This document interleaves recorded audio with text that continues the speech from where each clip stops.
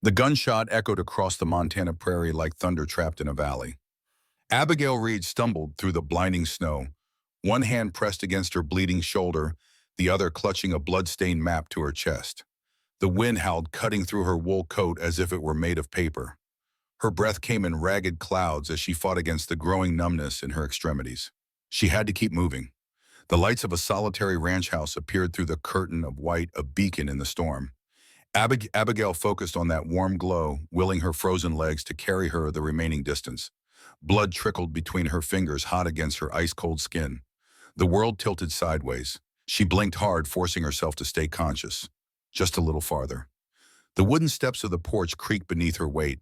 Abigail raised her fist to knock, but her strength finally abandoned her. She collapsed against the door, sliding down into a heap of snow and blood. The last thing she remembered was the sound of the door opening and a man's weathered face lined with surprise and concern appearing above her. "Help," she whispered, and then darkness claimed her. Mason Colton had been stoking the fire when he heard the thud against his front door. Living alone for 5 years had sharpened his senses to anything out of the ordinary. He set down the poker and reached for the Winchester rifle mounted above the hearth.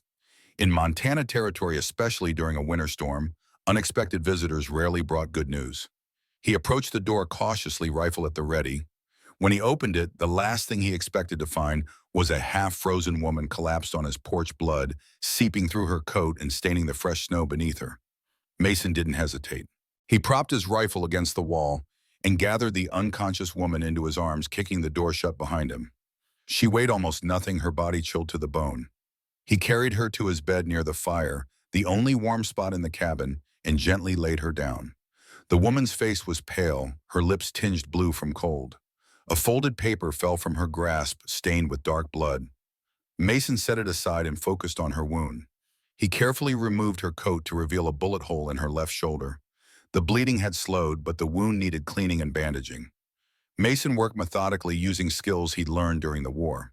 He cleaned the wound with whiskey, extracted the bullet with a sterilized knife blade, and stitched the torn flesh closed with careful, even sutures. Throughout the procedure, the woman remained unconscious, only occasionally moaning in pain. When he finished bandaging her shoulder, Mason covered her with thick quilts and stoked the fire higher. Only then did he allow himself to examine the blood-stained paper she'd been clutching so desperately. It was a map of the territory, with his ranch marked clearly and surrounded by a red X. Mason's brow furrowed as he studied it. Why would this stranger have a map marking his property, and who had shot her? He folded the map and tucked it into his shirt pocket, then settled into the chair beside the bed to wait for his unexpected guest to wake. As the night deepened, Mason occasionally checked her breathing and changed the cool cloth on her forehead when fever set in. In the flickering firelight, he studied her face, young but not girlish, with a determined set to her jaw, even in unconsciousness. Her hands, now resting atop the quilts, bore calluses that seemed at odds with her otherwise refined appearance. Mason pulled his pocket watch from his vest, clicking it open to reveal the daguerreotype inside. The faces of his wife Sarah and daughter Emma smiled back at him, forever frozen in time. 5 years gone, yet the pain remained as fresh as yesterday. He snapped the watch closed and returned it to his pocket, then leaned back in his chair, rifle across his knees, waiting for dawn, or for the stranger to awaken, whichever came first. The fever dreams came for Abigail, like wolves circling and snapping. She saw her father's study papers scattered across the floor, the window shattered. She heard the gunshot again and again. She called out for him, but only shadows answered. "Jonathan," she murmured, tossing beneath the quilts. "The documents.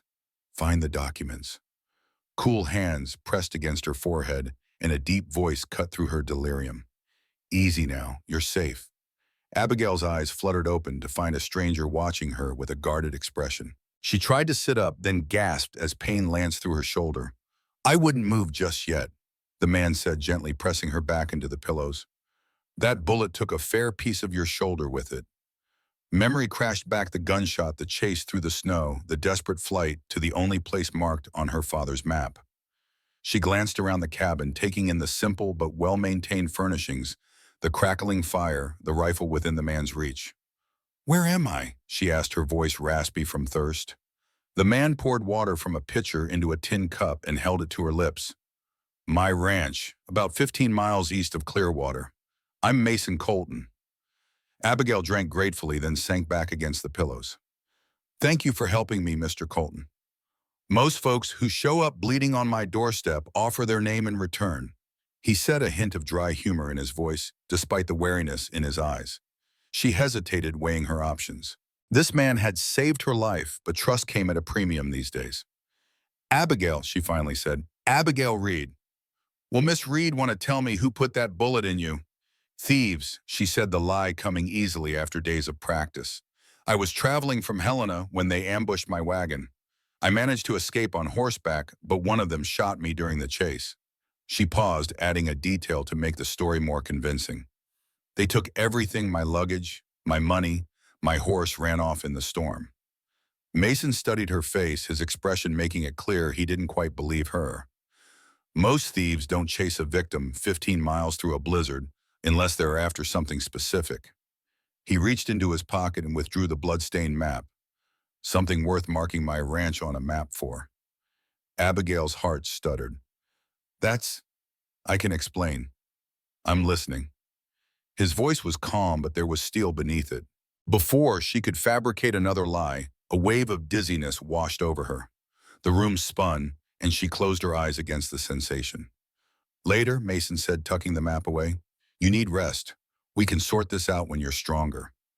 Gratitude flooded through her, though she knew it was just a temporary reprieve. Please, she whispered as he rose to leave. Don't tell anyone I'm here. Those men, they might come looking. Mason paused at the foot of the bed. No one comes to my ranch except the supply boy once a month. You're safe for now. A shadow crossed his face. But I expect the truth when you're able to give it. As he moved away, Abigail caught sight of a small photograph on the bedside table, a woman with kind eyes and a young girl with Mason's serious expression. Before she could ask about them, exhaustion pulled her back into darkness. 3 days passed before Abigail regained enough strength to leave the bed for more than a few minutes. Mason proved to be a capable, if taciturn, caretaker, changing her bandages with gentle efficiency and preparing simple but nourishing meals. He asked no further questions about her presence on his property, but she felt his curiosity like a physical weight whenever they were in the same room. On the 4th morning, Abigail awoke to find him gone from the cabin, his rifle missing from its place above the hearth.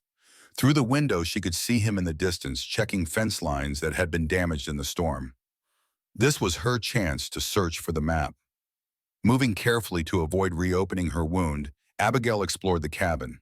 It was larger than it appeared from the outside, with the main room serving as kitchen and living area, a small bedroom where she had been sleeping, and what appeared to be another bedroom, its door firmly closed. She found the map in the top drawer of a desk in the main room, tucked beneath a stack of receipts. Next to it was a leather badge holder. Mason had been a marshal once, which explained his skepticism of her story. Men like him were trained to detect lies. Abigail heard the crunch of boots on snow and quickly replaced the map and closed the drawer. By the time Mason entered, stamping snow from his boots, she was seated by the fire, a borrowed book open in her lap. You're up, he observed, hanging his coat on a peg by the door. Feeling better? Much, she replied. Thanks to your care. Mason nodded, then began preparing coffee in comfortable silence. It was only when he handed her a steaming mug that he said, the supply boy Tommy Wilson comes today. His father runs the general store in town. Smart kid, but he talks. If you don't want people knowing you're here, I'll stay out of sight, Abigail assured him. I appreciate the warning, Mr. Colton. Mason, he corrected, settling into a chair across from her. Mr. Colton was my father. A moment of silence stretched between them, broken only by the crackling of the fire. Abigail studied him over the rim of her mug, the lines around his eyes that spoke of squinting into the sun, the silver threading through his dark hair at the temples, the way he unconsciously touched the pocket where she'd seen him keep a watch. He was perhaps 10 years her senior, somewhere in his late 30s, with the weathered look of a man who'd seen his share of hardship. I owe you an explanation, she finally said, about the map. Mason's gaze shifted from the fire to her face. Yes, he agreed simply. You do.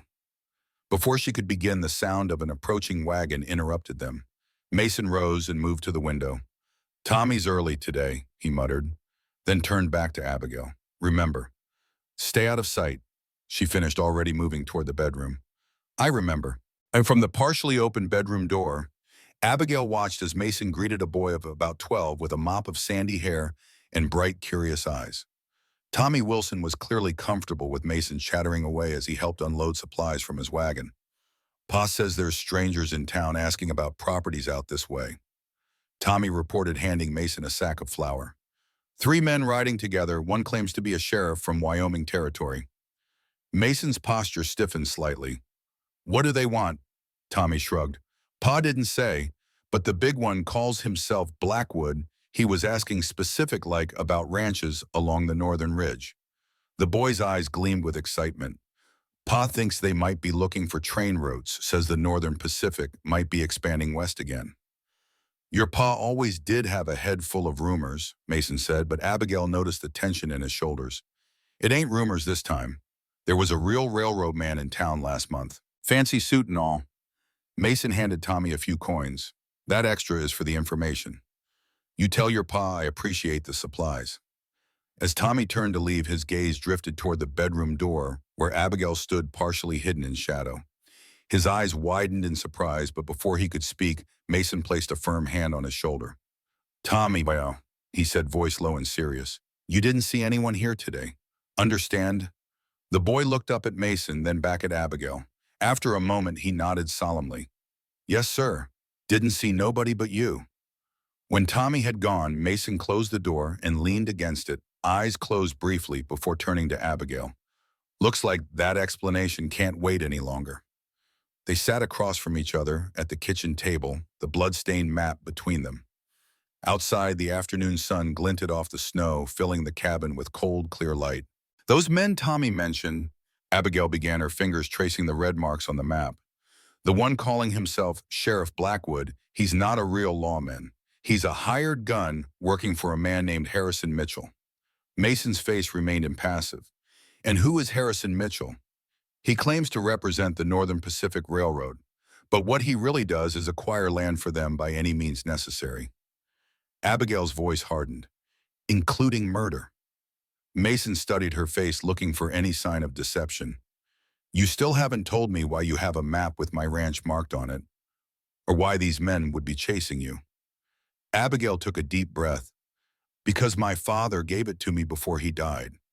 He said if anything happened to him, I should find this place. Said the owner would help me if I mentioned the Montana project. Mason's expression changed at those words, a flicker of recognition quickly masked. Your father's name? Judge Walter Reed. He was a territorial judge in Helena until a week ago when he was shot in his study. Abigail's voice caught. The official report calls it a robbery gone wrong, but nothing was taken except his case files that contained evidence of land fraud along his proposed railroad route. Mason stood abruptly and moved to the window, staring out at the snow-covered landscape.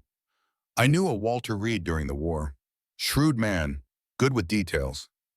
That was my father, Abigail confirmed. He spoke of serving with a Mason Colton, once said you were one of the few honest men he'd met. She hesitated, then added, he never told me why he'd marked your ranch on the map. Only that I should come here if the worst happened. Mason turned from the window, and the worst happened. It wasn't a question, but Abigail nodded anyway. I found him. There was so much blood. She swallowed hard. I only had time to grab the map and documents he'd hidden behind a false panel in his desk before I heard them coming back to search the house. I've been running ever since. These documents, where are they now? Abigail touched the front of her borrowed nightgown. Sewn into the lining of my dress. It's the only thing I have left. Mason ran a hand through his hair, his expression troubled.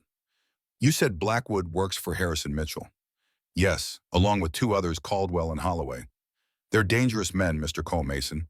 They won't stop looking for me or the documents. And you believe they followed you here to my ranch? I don't know, Abigail admitted. I lost them in the storm. But if they found your name in my father's papers, they might make the connection.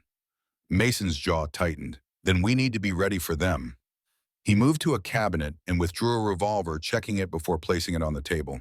Can you shoot? My father taught me, she said, picking up the gun with practiced ease, though it's been some time. A hint of approval crossed Mason's face. We'll check your aim when your shoulder heals. He paused, considering something. Those documents, What exactly do they contain? Maps of the proposed railroad route through Montana territory. Lists of properties that need to be acquired.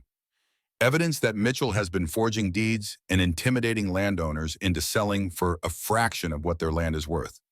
Abigail met his gaze directly. Your name is on that list, Mason. Your ranch sits on what they call a critical junction point. Mason absorbed this information in silence. Finally, he asked, why come to me with this? Why not go to the territorial governor or the federal marshal? My father tried that. The last entry in his journal mentioned a meeting with the governor's office. The next day, he was dead. Abigail's voice was bitter. Someone powerful is protecting Mitchell. My father believed you might be the only person he could trust with this information. Before Mason could respond, they heard the distant sound of horses approaching. He moved swiftly to the window, his expression darkening. 3 riders, he said grimly. Get back in the bedroom and take what's this? He handed her the revolver. Use it if you have to. As Abigail retreated to the bedroom, Mason took down his Winchester rifle and positioned himself by the front door. Through the bedroom window, she could see 3 men on horseback approaching the ranch house. The largest of them, a bull-necked man with a silver star pinned to his coat, led the way. Sheriff Harlan Blackwood had found her. Afternoon, Mason called from the porch as the riders drew near. He kept his rifle casually at his side, neither threatening nor hidden. Something I can help you with, gentlemen. The large man in the lead dismounted, snow crunching beneath his boots. He wore a heavy coat with a sheriff's badge prominently displayed, but there was something in his bearing that marked him as different from the lawmen Mason had known, a predatory watchfulness that set Mason's nerves on edge. Sheriff Harlan Blackwood, Wyoming Territory. The man introduced himself, touching the brim of his hat. These are my deputies, Caldwell and Holloway. We're tracking a fugitive believed to be in this area. Mason's expression remained neutral. Don't get many visitors out this way, especially in winter. What kind of fugitive? Blackwood reached inside his coat and produced a wanted poster. Woman by the name of Abigail Reed, wanted for the murder of her father, Judge Walter Reed, and theft of territorial documents. Mason studied the crude drawing on the poster. Despite the artist's poor rendering, Abigail's likeness was recognizable. Murder's a serious charge. The most serious, Blackwood agreed, watching Mason's reaction carefully. Witnesses saw her fleeing the judge's home the night of the killing. We tracked her as far as Clearwater before the storm hit. From the bedroom window, Abigail could see the exchange clearly. Her hand tightened on the revolver, heart pounding so loudly she feared they might hear it across the yard. Haven't seen anyone matching that description, Mason said, handing the poster back. Just me out here since before the storm.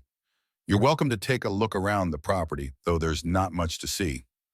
Blackwood glanced at the cabin, then at the distant barn and corral. Much obliged, but we'll save that for official business. If you do spot her, she's dangerous, killed a decorated judge in cold blood. Best notify us immediately. He reached into his pocket and handed Mason a folded paper. We're staying at the hotel in Clearwater. Any information leading to her capture comes with a reward. Mason pocketed the paper without looking at it. I'll keep that in mind. The 3 men remounted, but Blackwood lingered a moment longer. One more thing, Mr. Colton, Mason Colton. A flicker of recognition crossed Blackwood's white. Colton? Right. You've been on this land a while, I take it. 5 years this spring. Valuable property, I'd imagine, with the railroad talk and all. Mason's expression hardened slightly. It's home. Not for sale, if that's what you're asking. Blackwood smiled, but it didn't reach his eyes. Just making conversation. Good day to you, Mr. Colton. Mason watched them ride away, standing motionless on the porch until they disappeared over the ridge. Only when they were gone did he return inside, closing the door firmly behind him. Abigail emerged from the bedroom, face pale. They're calling me a murderer. Standard tactic, Mason said grimly. Turn the victim into the criminal. Makes it easier to kill you when they find you. He set his rifle aside and unfolded the paper Blackwood had given him. It wasn't a wanted poster, but a handwritten note. Mitchell wants to talk. Midnight, Clearwater Saloon. Come alone. He showed it to Abigail, whose hands trembled slightly as she read it. It's a trap, she said immediately.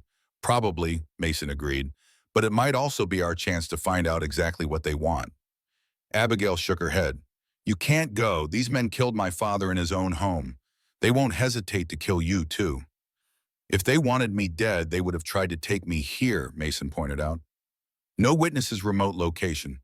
The fact that they're inviting me to town suggests they want something else. The documents, Abigail realized. They think I've given them to you. Mason nodded, which means we have time to plan our next move. He looked at her seriously. But first, I need to see these documents for myself. If I'm putting my life on the line, I want to know exactly what for. Abigail hesitated only briefly before retrieving her torn and blood-stained dress from where it hung drying near the fire. With careful fingers, she unpicked a section of the lining, revealing several folded papers flattened against the fabric. She handed them to Mason without a word. He unfolded them at the table, spreading out maps and documents side by side. His expression grew increasingly grim as he read through the evidence of corruption, intimidation, and fraud, all centered around the planned railroad expansion. Your father was a thorough man, he said, finally looking up at Abigail. This is enough to hang Mitchell and his associates if it reached the right hands. That's why they killed him, she said softly, and why they'll kill anyone who tries to expose them. Mason refolded the documents carefully. We need to get these to the territorial governor in person. No intermediaries, no messengers who could be intercepted. He glanced out the window at the fading light. But first I have a meeting to attend. You can't seriously be considering going, Abigail protested. I need to know what Mitchell wants, Mason said firmly, and I need you to stay here out of sight. If I'm not back by morning, he hesitated. There's a false floor in the barn under the northeast stall, emergency supplies, money, and a good horse. Head east toward Fort Benton, ask for Captain James Weldon. He served with your father and me. He'll help you. The reality of their situation settled over Abigail like a physical weight. You think they'll kill you. I think they'll try, Mason corrected her, a grim smile touching his lips. But I've survived worse odds. Abigail watched as he checked his revolver and tucked a knife into his boot. In the fading light of the winter afternoon, with his weathered face set in determined lines, he looked like a man from another time, a frontier lawman prepared to face down evil at any cost. Why are you helping me? She asked suddenly. You barely know me.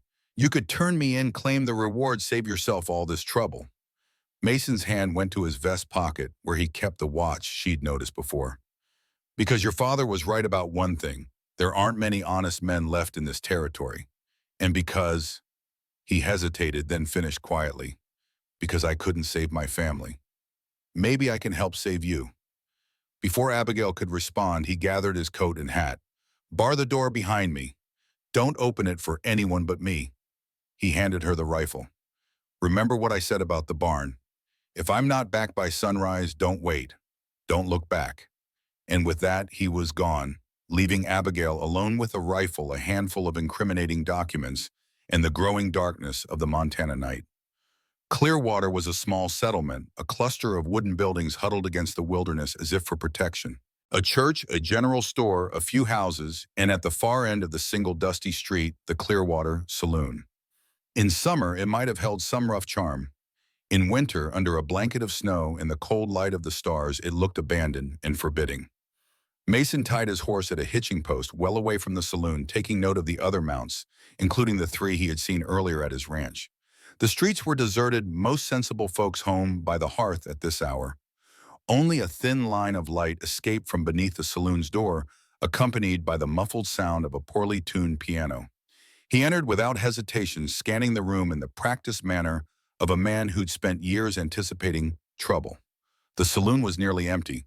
A piano player half asleep at his instrument, a bartender polishing glasses with a dirty rag, and at a back table 3 familiar figures. But it was the 4th man who drew Mason's attention. Harrison Mitchell sat with his back to the wall, a glass of whiskey untouched before him. He was expensively dressed with the smooth hands and well-fed look of a man who made his living through others' labor. When he spotted Mason, a smile spread across his face, the smile of a man greeting an old friend. Mason Colton, he called, rising to his feet. It's been too long. Mason approached the table cautiously, acutely aware of Blackwood and his deputies watching his every move. Harrison, last I heard you were heading to San Francisco. Plans change, Mitchell replied easily. Please join us. Drink. Mason remained standing. I prefer to keep a clear head. Your note said you wanted to talk. I'm listening. Mitchell's smile faltered slightly at the rebuff. Always direct. I've missed that about you. He gestured to the chair across from him. At least sit. This won't take long. Mason took the offered seat, positioning himself where he could see both the table and the door. Blackwood sat to his right, Caldwell and Holloway flanking Mitchell. I'll make this simple, Mitchell began, leaning forward. You have something that belongs to me, return it, and we can part as friends. Refuse, and he spread his hands. Well, that would be unfortunate for all concerned. I assume you're talking about the Reed documents, Mason said calmly. Strange that you'd think they belong to you, considering they detail your involvement in fraud and murder. Mitchell's expression hardened. Judge Reed was a misguided man who stuck his nose where it didn't belong. His death was regrettable but necessary. So you admit to having him killed? I admit to protecting my interests, Mitchell corrected, as I'm offering to protect yours now. He slid a folded document across the table. Your property sits at a critical junction for the new rail line. The Northern Pacific is prepared to offer you twice its market value, a generous sum that would allow you to start fresh anywhere you choose. Mason didn't touch the paper. And if I refuse, Mitchell sighed as if disappointed by the question, then Sheriff Blackwood here will regrettably discover that you've been harboring a fugitive, the murderous daughter of Judge Reed. In the ensuing arrest, both you and the girl will resist. Tragic, but these things happen in the territories. That's your offer, sell my land or die. I prefer to think of it as a business proposition with clear consequences for non-compliance. Mitchell's voice remained pleasant, but his eyes were cold. You're a practical man, Mason. You understand how these things work. Mason studied his former friend's face. They'd served together, fought together, saved each other's lives more times than he could count. And now Harrison sat across from him, calmly discussing murder, as if ordering dinner. The woman isn't at my ranch, Mason said finally. She was, but she left this morning with the documents, heading for Fort Benton to speak with the federal marshal there. Blackwood half rose from his chair. You're lying. Check if you want, Mason shrugged. You won't find her. Mitchell's expression remained calm, but a muscle twitched in his jaw. If you're telling the truth, that's unfortunate. For you. He nodded to Blackwood. Ensure Mr. Colton doesn't leave town tonight. We'll pay a visit to his ranch at first light, just to verify his story. And if I am telling the truth, Mason asked, what happens then?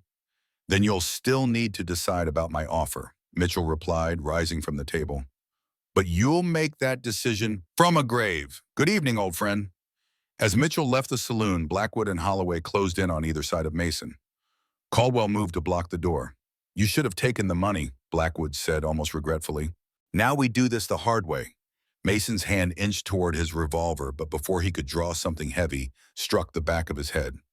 The saloon tilted sideways as darkness rushed in from the edges of his vision. The last thing he heard was Blackwood's voice, distant as an echo. Put him in the cellar. We ride for his ranch at dawn. Abigail paced the cabin, the rifle never far from reach. Hours had passed since Mason's departure, and the growing knot of dread in her stomach told her something had gone wrong. She checked the window for the 100th time, searching the moonlit landscape for any sign of his return. Nothing. She knew she should follow his instructions, gather supplies from the hidden cache in the barn, take a horse, and flee toward Fort Benton. It was the sensible choice, the safe choice. But the thought of leaving Mason to whatever fate had befallen him made her chest tighten painfully. This was her fault. He'd been drawn into her father's fight, a fight that had already claimed one good man's life. Abigail moved to the desk where Mason had left the documents, spreading them out in the lamplight. Her father's careful handwriting documented a conspiracy reaching into the highest levels of the territorial government. Land grabs disguised as legal purchases, bribes to officials, threats against landowners who refused to sell. And at the center of it all, Harrison Mitchell, a man who'd apparently once been Mason's friend. Among the papers was a faded photograph, 3 young men in Union Army uniforms, arms slung around each other's shoulders. She recognized her father on the right, looking impossibly young and carefree. In the middle stood Mason without the lines of care that now marked his face. And on the left, a handsome man with a confident smile, whom Abigail recognized from newspaper clippings as Harrison Mitchell. They had been friends once. Perhaps more than friends, brothers in arms. What had changed? A sound from outside jolted her from these thoughts, the soft whinny of a horse approaching. Abigail quickly gathered the documents and retreated to the bedroom, rifle ready. Through the window, she could make out a small figure on horseback, moving cautiously toward the cabin. Not Mason, too small. She watched as Tommy Wilson dismounted, looking around nervously before approaching the door. He knocked softly, then called out, "Miss, are you there? It's Tommy Wilson." Abigail hesitated, then cracked the door open. Rifle visible. "Tommy, what are you doing here at this hour?" The boy's face was pale in the moonlight, his breath coming in quick white puffs. "It's Mr. Colton. They've got him locked up in the saloon cellar. I heard them talking. They're coming here at dawn." Abigail's blood ran cold. "Who's coming, Blackwood?" Tommy nodded frantically. "Him and those other men. And Mr. Mitchell from the railroad. They were saying awful things, miss, about making an example and burning the ranch." "How do you know all this?" "I deliver supplies to the saloon too," Tommy explained. "Pa sends me with beer and whiskey every other day. I was storing bottles in the cellar when they brought Mr. Colton in. He was bleeding something fierce from his head." The boy's voice quavered. "They didn't see me. I hid behind the barrels." Abigail made a quick decision, opening the door wider. "Come in, Tommy. You're freezing." Inside, she stoked the fire and wrapped a blanket around the boy's shoulders. "Did you hear anything else? Anything about their plans?" Tommy nodded, warming his hands by the fire. "Mr. Mitchell said they'd be here at first light. Said to bring extra ammunition." He looked up at her with frightened eyes. "Miss, they're going to kill Mr. Colton. And you too, if you're here." Abigail's mind raced. Dawn was just a few hours away. Not enough time to reach Fort Benton, even if she left immediately. But perhaps enough time for something else. "Tommy, I need your help," she said, kneeling to meet his eyes. "Mr. Colton is in danger because of me. Because he tried to help me. I can't leave him there." "You want to rescue him?" Tommy's eyes widened. "But there's 4 of them, miss, and they've got guns." "So do we," Abigail replied, her jaw set in determination. "And we have something they don't, the element of surprise."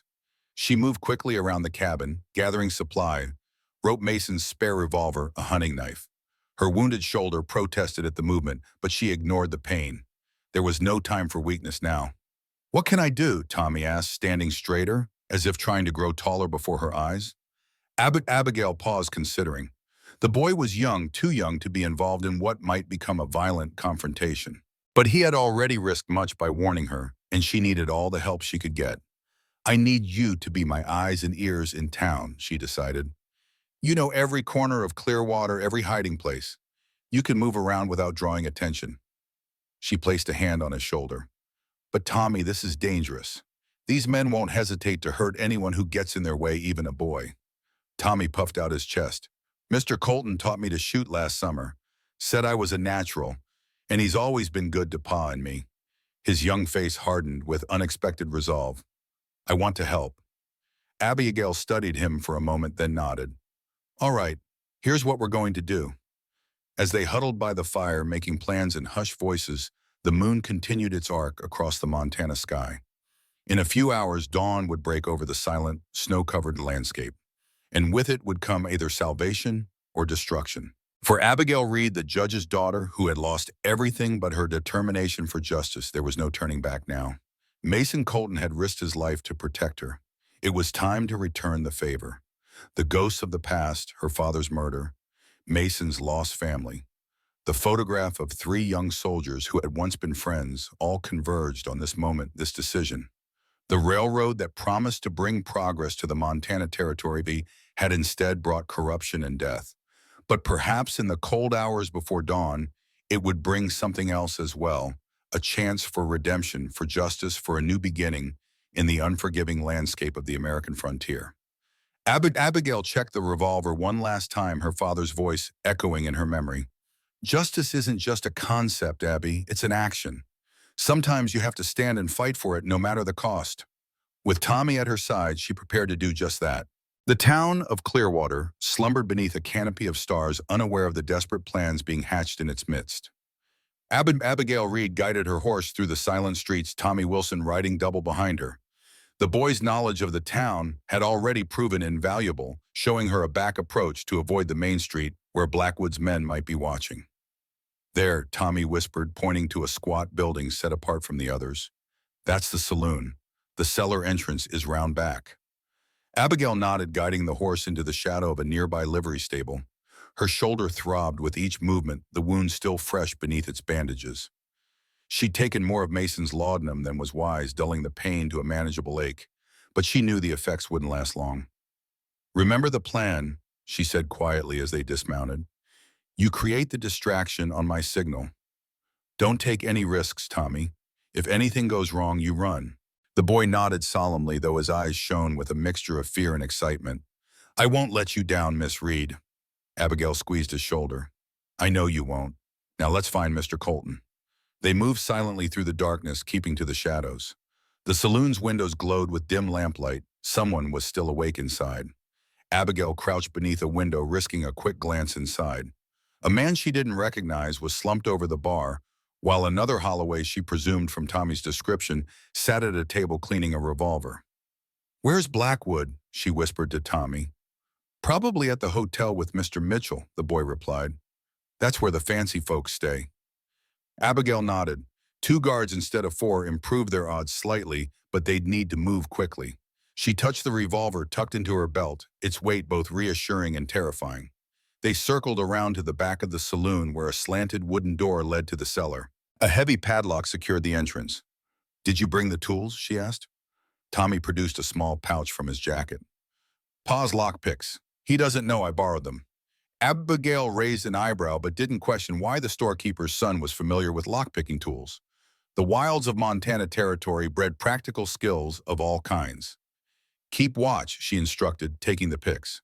Her father had insisted she learn such unladylike skills, arguing that knowledge was never wasted. Now as she worked the lock with trembling fingers, she sent a silent thanks to his foresight. The padlock clicked open and Abigail carefully removed it, wincing at the slight creak as she lifted the cellar door. Darkness greeted them along with the musty smell of earth and spirits. Wait here, she told Tommy. If anyone comes whistle like a night bird 3 short calls. The boy nodded, gripping a small pocket knife in his hand. Abigail wished she could send him to safety, but she needed him for the next part of the plan. She descended the rough wooden steps into the cellar, allowing her eyes to adjust to the darkness. Barrels of whiskey and beer lined the walls, and crates of supplies created a maze in the cramped space. A single lantern hung from a beam turned down to its lowest setting. Mason, she called softly. Are you here? A muffled groan came from the far corner. Abigail moved toward the sound, navigating between barrels until she found him slumped against the wall, hands bound behind his back, a gag across his mouth. Blood matted his hair where he'd been struck, and one eye was swollen shut. Oh, Mason, she breathed, kneeling beside him. She quickly removed the gag and began working on the ropes that bound his wrists. Abigail! His voice was rough, disbelieving. You shouldn't be here. They're planning to raid the ranch at dawn. I know, she replied, finally freeing his hands. Tommy warned me. Can you stand? Mason attempted to rise, then fell back with a grimace. Give me a moment. Blackwood's men were thorough. Abigail could see that now the awkward way he held himself suggested broken ribs, and his right leg was stretched at an odd angle. Getting him out wouldn't be easy. They're coming for you, Mason said urgently. Mitchell wants the documents. He thinks I've hidden them at the ranch. They're safe, Abigail assured him, but we need to get you out of here before... A noise from above cut her off, footsteps crossing the saloon floor, approaching the cellar door. Hide, Mason hissed. Abigail ducked behind a stack of barrels just as the cellar door opened. Light from a lantern spilled down the stairs as someone descended. Comfortable, Colton, came a voice she recognized from earlier that day, Holloway. Boss says we ride at first light. Thought you might want some water before our journey. Wouldn't want you dying before we reach your ranch. Through a gap in the barrels, Abigail watched the man approach Mason, a canteen in one hand, a pistol in the other. He knelt, offering the water while keeping the gun trained on Mason's chest. Still not talking, huh? Suit yourself. Won't matter much longer. As Holloway stood to leave, Abigail made her decision. She stepped from behind the barrel's revolver aimed at the man's back. Drop the gun, she commanded, her voice steadier than she felt. Holloway froze, then slowly turned. His eyes widened in recognition. Well, the judge's daughter herself saved us the trouble of hunting you down. I said drop it, Holloway's smile was cold. You won't shoot.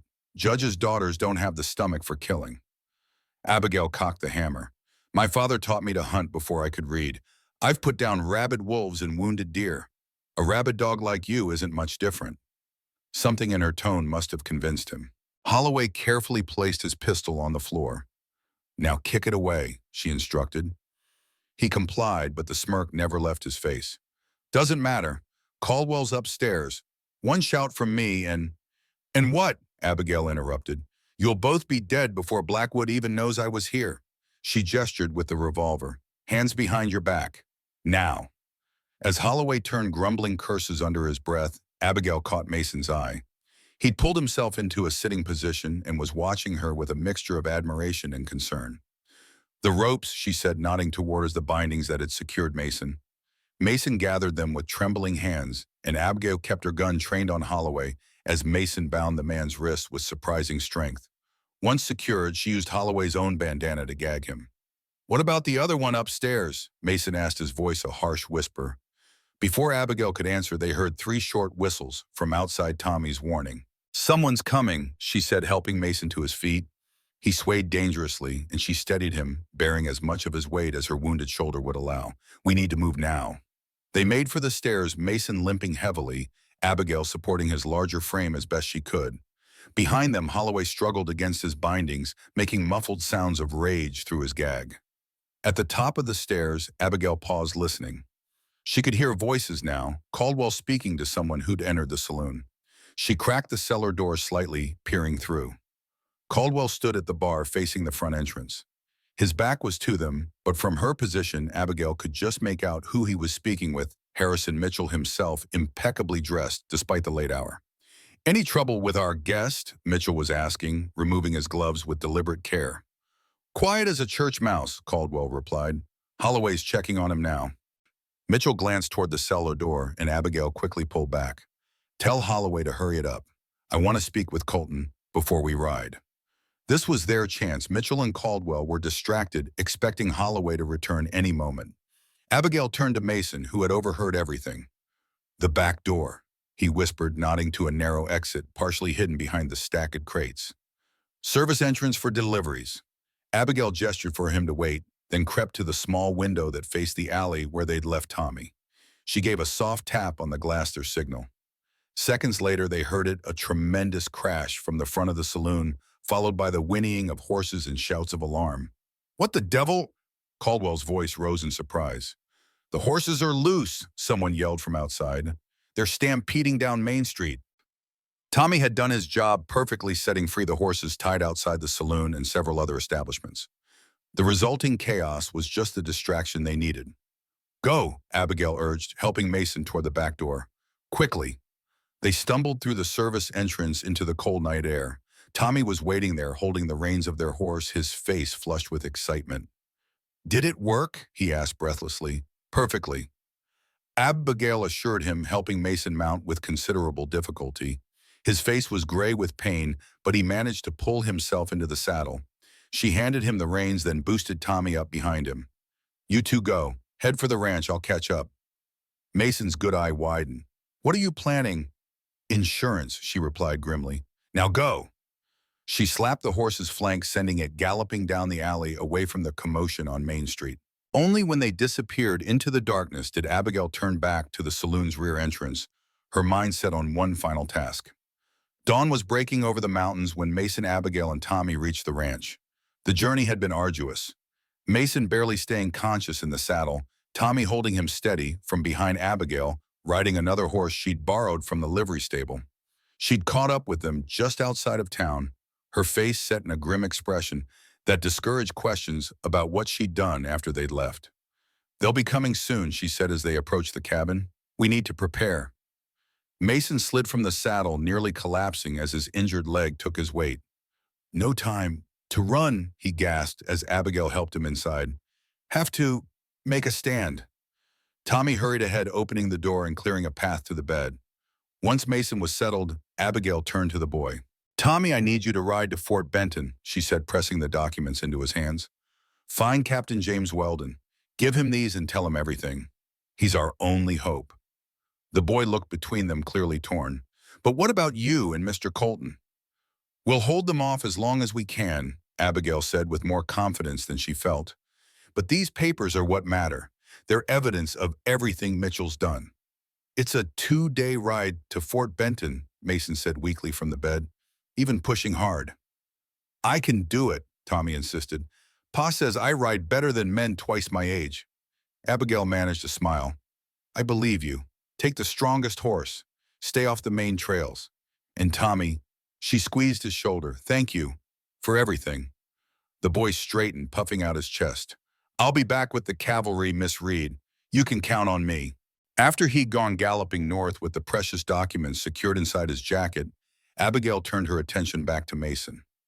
His injuries were worse than she'd initially thought: 3 broken ribs, a dislocated knee, and a head wound that had finally stopped bleeding, but left him dizzy and unfocused.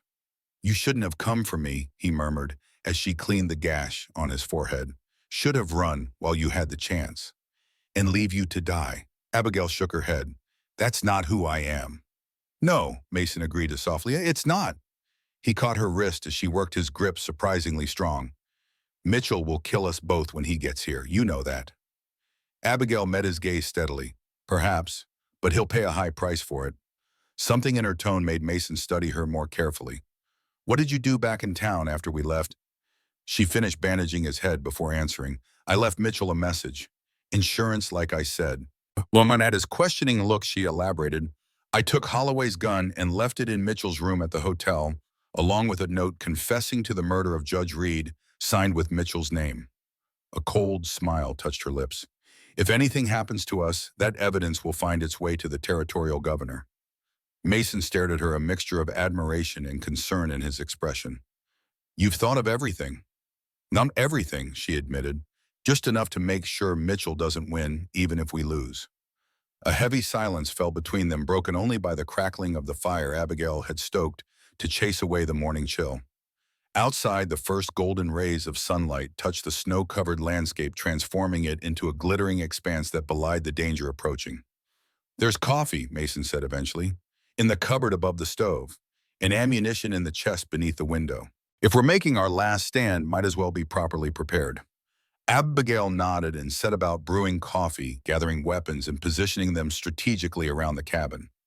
Mason watched her efficient movements from the bed, noting the military precision with which she checked each firearm, positioned chairs for cover, and calculated sight lines through the windows. Your father taught you well, he observed. He believed women should be capable of protecting themselves, she replied without looking up from loading a shotgun, especially in the territories. Walter always was ahead of his time, Mason said, a touch of nostalgia in his voice. We used to argue about it during the war. I thought ladies should be shielded from the harsh realities of life. He insisted that knowledge was power, regardless of gender. Abigail paused, glancing over at him. You never told me how you knew my father. Mason shifted uncomfortably, wincing as the movement jarred his broken ribs. We served together, 14th Infantry, fought side by side from Shiloh to Vicksburg. And Harrison Mitchell, he was with you too. A shadow crossed Mason's face. Yes, the 3 of us were inseparable. The triumvirate, they called us. He gave a bitter laugh that turned into a grimace of pain. Harrison was the brains, your father, the conscience, and I was the muscle. At least, that's how Harrison always put it. What happened between you and Mitchell? Mason's hand went to his pocket, where he kept the watch, a gesture Abigail had noticed before. War changes people, sometimes for better, sometimes for worse. Harrison, he saw opportunities in chaos, started small trading information, skimming supplies. By the time we reached Vicksburg, he was running a full black market operation. And my father knew. Walter caught him selling medical supplies meant for our wounded, threatened to report him to the command. Mason's expression darkened with memory. That night our camp was hit by Confederate artillery. Terrible accuracy, like they knew exactly where to aim. Abigail's eyes widened. You think Mitchell sold information to the enemy? I could never prove it. But 13 men died in that barrage, including our commanding officer, the only man who'd received Walter's report about the missing supplies. Mason's voice dropped. After that, your father and I went our separate ways from Harrison. Walter returned to his law practice. I drifted west. Never thought I'd see either of them again. Until my father marked your ranch on his map, Abigail said quietly. He must have been tracking Mitchell's activities with the railroad. Walter always was thorough, Mason agreed. Must have recognized Mitchell's methods in the land deals. He looked up at her, his expression haunted. I should have known. Should have made the connection when I heard about the railroad coming through.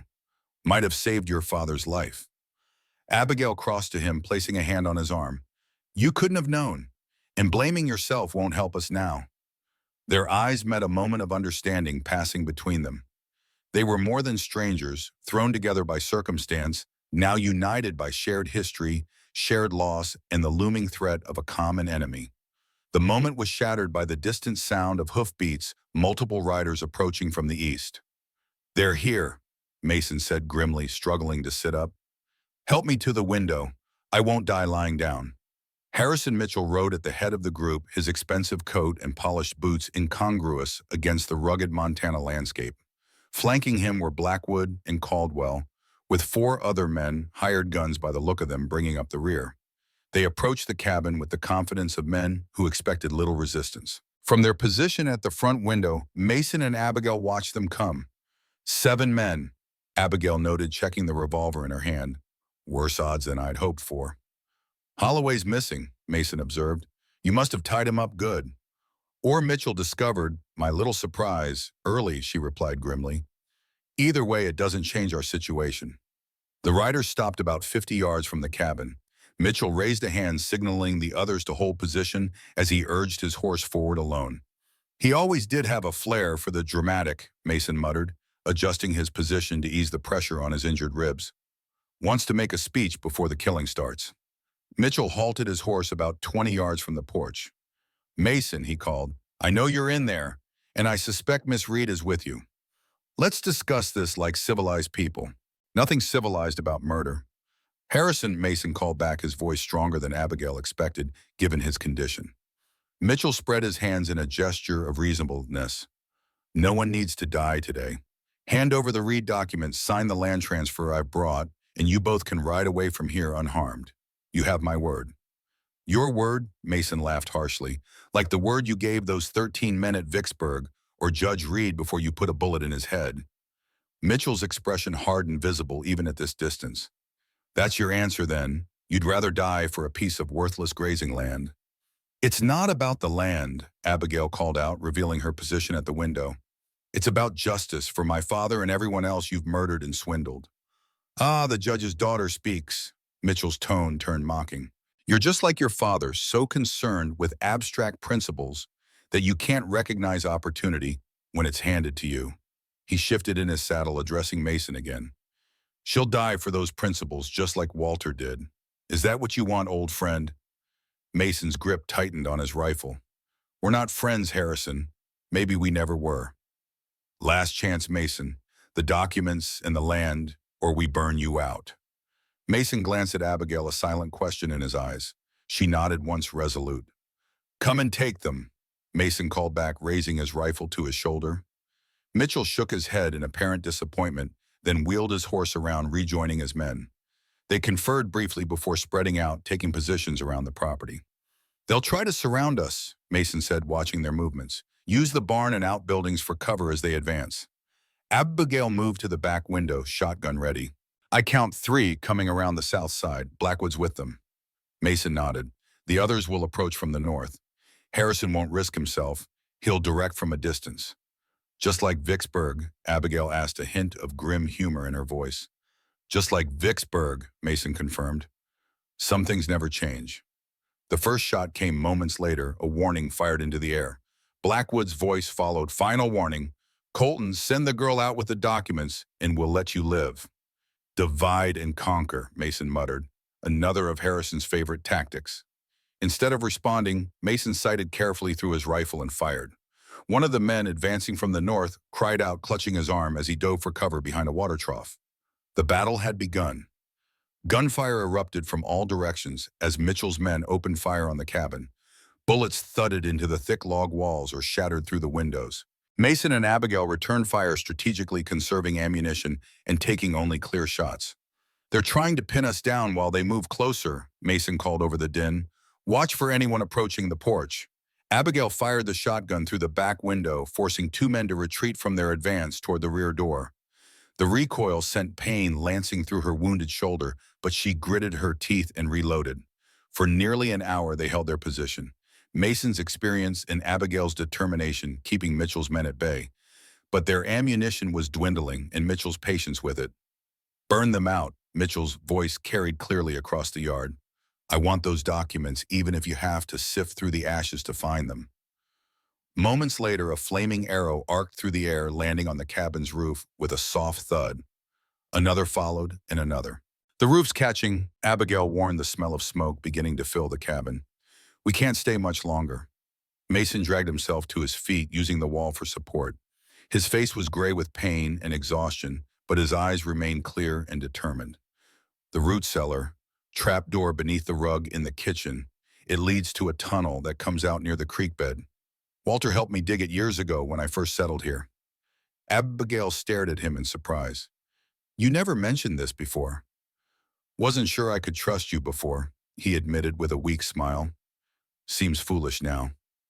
Together they moved to the kitchen as smoke began to fill the upper portions of the cabin. Abigail pulled back the rug to reveal a wooden trap door set into the floor. The sound of footsteps on the porch hastened their movements. Mitchell's men, emboldened by the fire, were closing in. Mason handed Abigail his revolver. Go, I'll hold them off. Not without you, she insisted, pulling the trap door open to reveal a narrow ladder descending into darkness. Abigail, I can barely walk. I'd only slow you down. His expression softened. The documents are what matter. Tommy won't reach Fort Benton in time. You need to get away. Find another way to expose Mitchell. I'm not leaving you to die, she said fiercely, the flames now visible through the front windows casting dancing shadows across his face.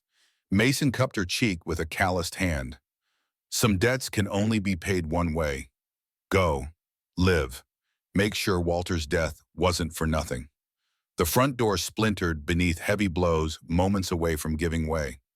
Smoke billowed down from the ceiling as the fire spread rapidly across the dry wooden roof. Abigail made her decision. With surprising strength, she half-dragged, half-carried Mason toward the open trapdoor. Down, now, we go together or not at all. Something in her tone brooked no argument. Mason lowered himself painfully down the ladder, his injured leg barely supporting his weight. Abigail followed, pulling the trapdoor shut just as the front door crashed open and the boots thundered into the burning cabin.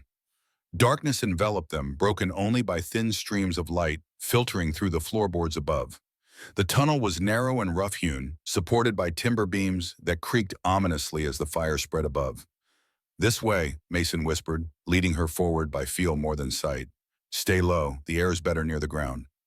They crawled through the suffocating darkness, the sounds of destruction growing fainter behind them.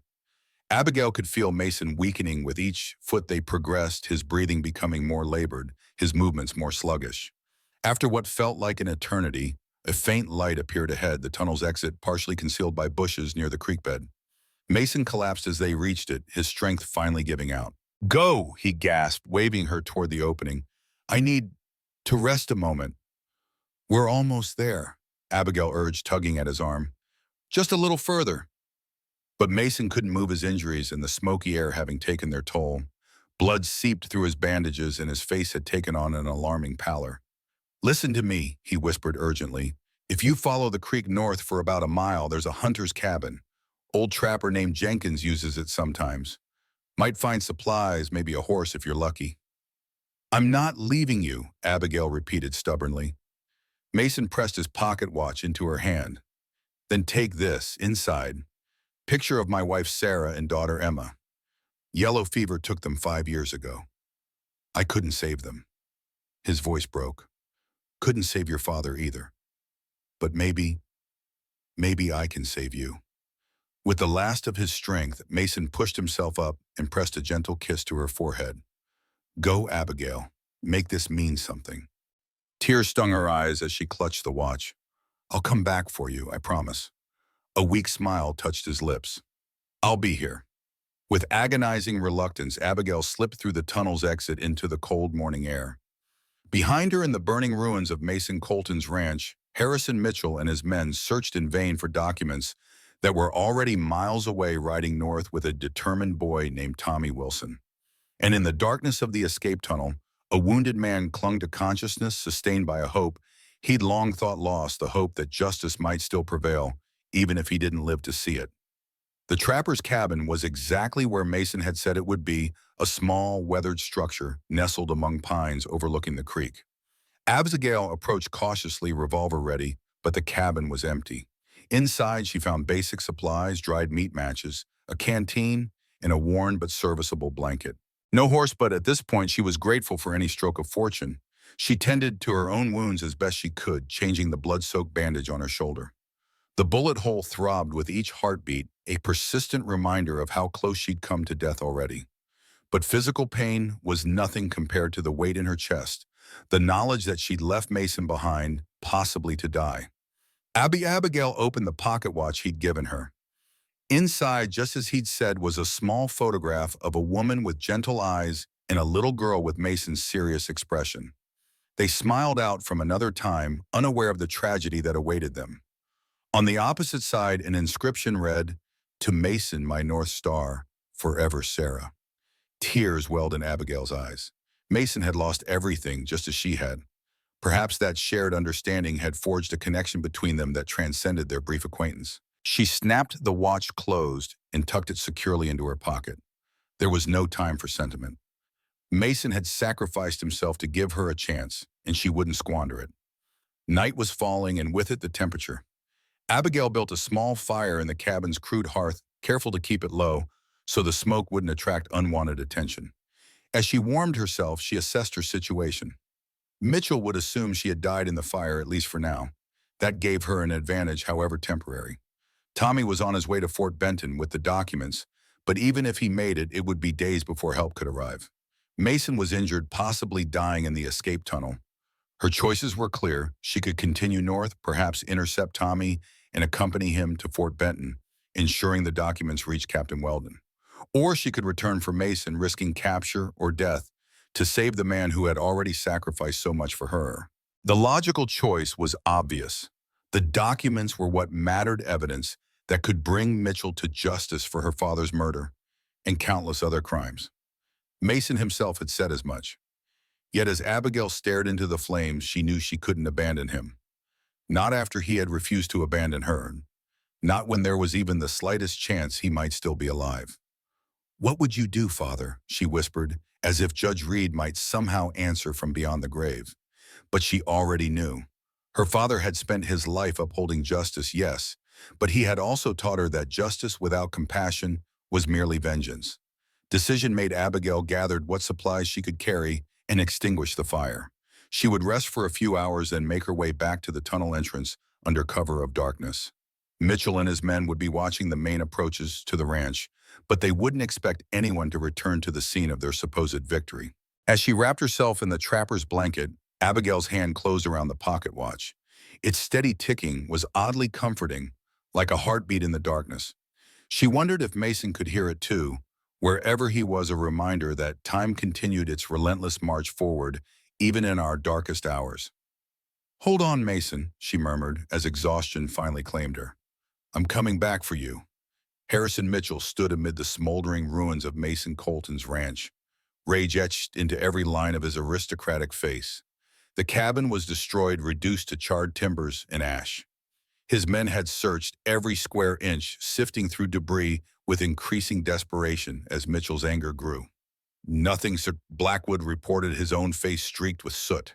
"No documents, no bodies. They must have had a way out we didn't see." Mitchell kicked at a charred beam, sending up a cloud of embers. "They couldn't have just vanished. Search again. Wider perimeter. They can't have gone far, not with Colton's injuries. Already have men checking the creek bed in surrounding areas," Blackwood assured him. "If they're out there, we'll find them." Mitchell paced through the ruins, mind racing. Everything had been proceeding perfectly until Judge Reed had started asking questions. Years of careful planning, strategic land acquisitions, cultivated relationships with territorial officials, all jeopardized because one righteous old man couldn't be bought or intimidated.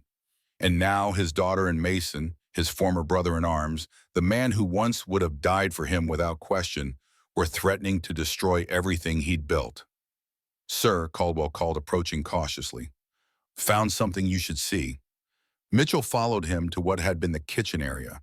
A section of floor had collapsed, revealing a dark space beneath. "Root cellar," Mitchell suggested, crouching to examine the opening. Caldwell shook his head. "More than that. There's a tunnel, leads toward the creek from what we can tell." Understanding dawned on Mitchell's face. "Clever Mason, very clever." He straightened, brushing ash from his coat. "They'll be following the creek. North or south Blackwood?" "North's more likely," Blackwood answered. "Less exposed, leads away from town. South takes them back toward Clearwater, where we'd spot them easily." Mitchell nodded. "Send 2 men south anyway, just to be certain. The rest of us head north. I want riders checking every cabin, every cave, every possible shelter within 10 miles. As his men mounted up, Mitchell paused, looking back at the destroyed ranch. He and Mason had survived worse together at Shiloh, Chickamauga, Vicksburg. They'd shared meager rations, tended each other's wounds, buried comrades side by side. And for what, so Mason could throw it all away for a woman and some misguided notion of honor. "Sir," Blackwood called, "horse ready. We're losing daylight." Mitchell turned away from the ruins. "Find them, Blackwood, whatever it takes."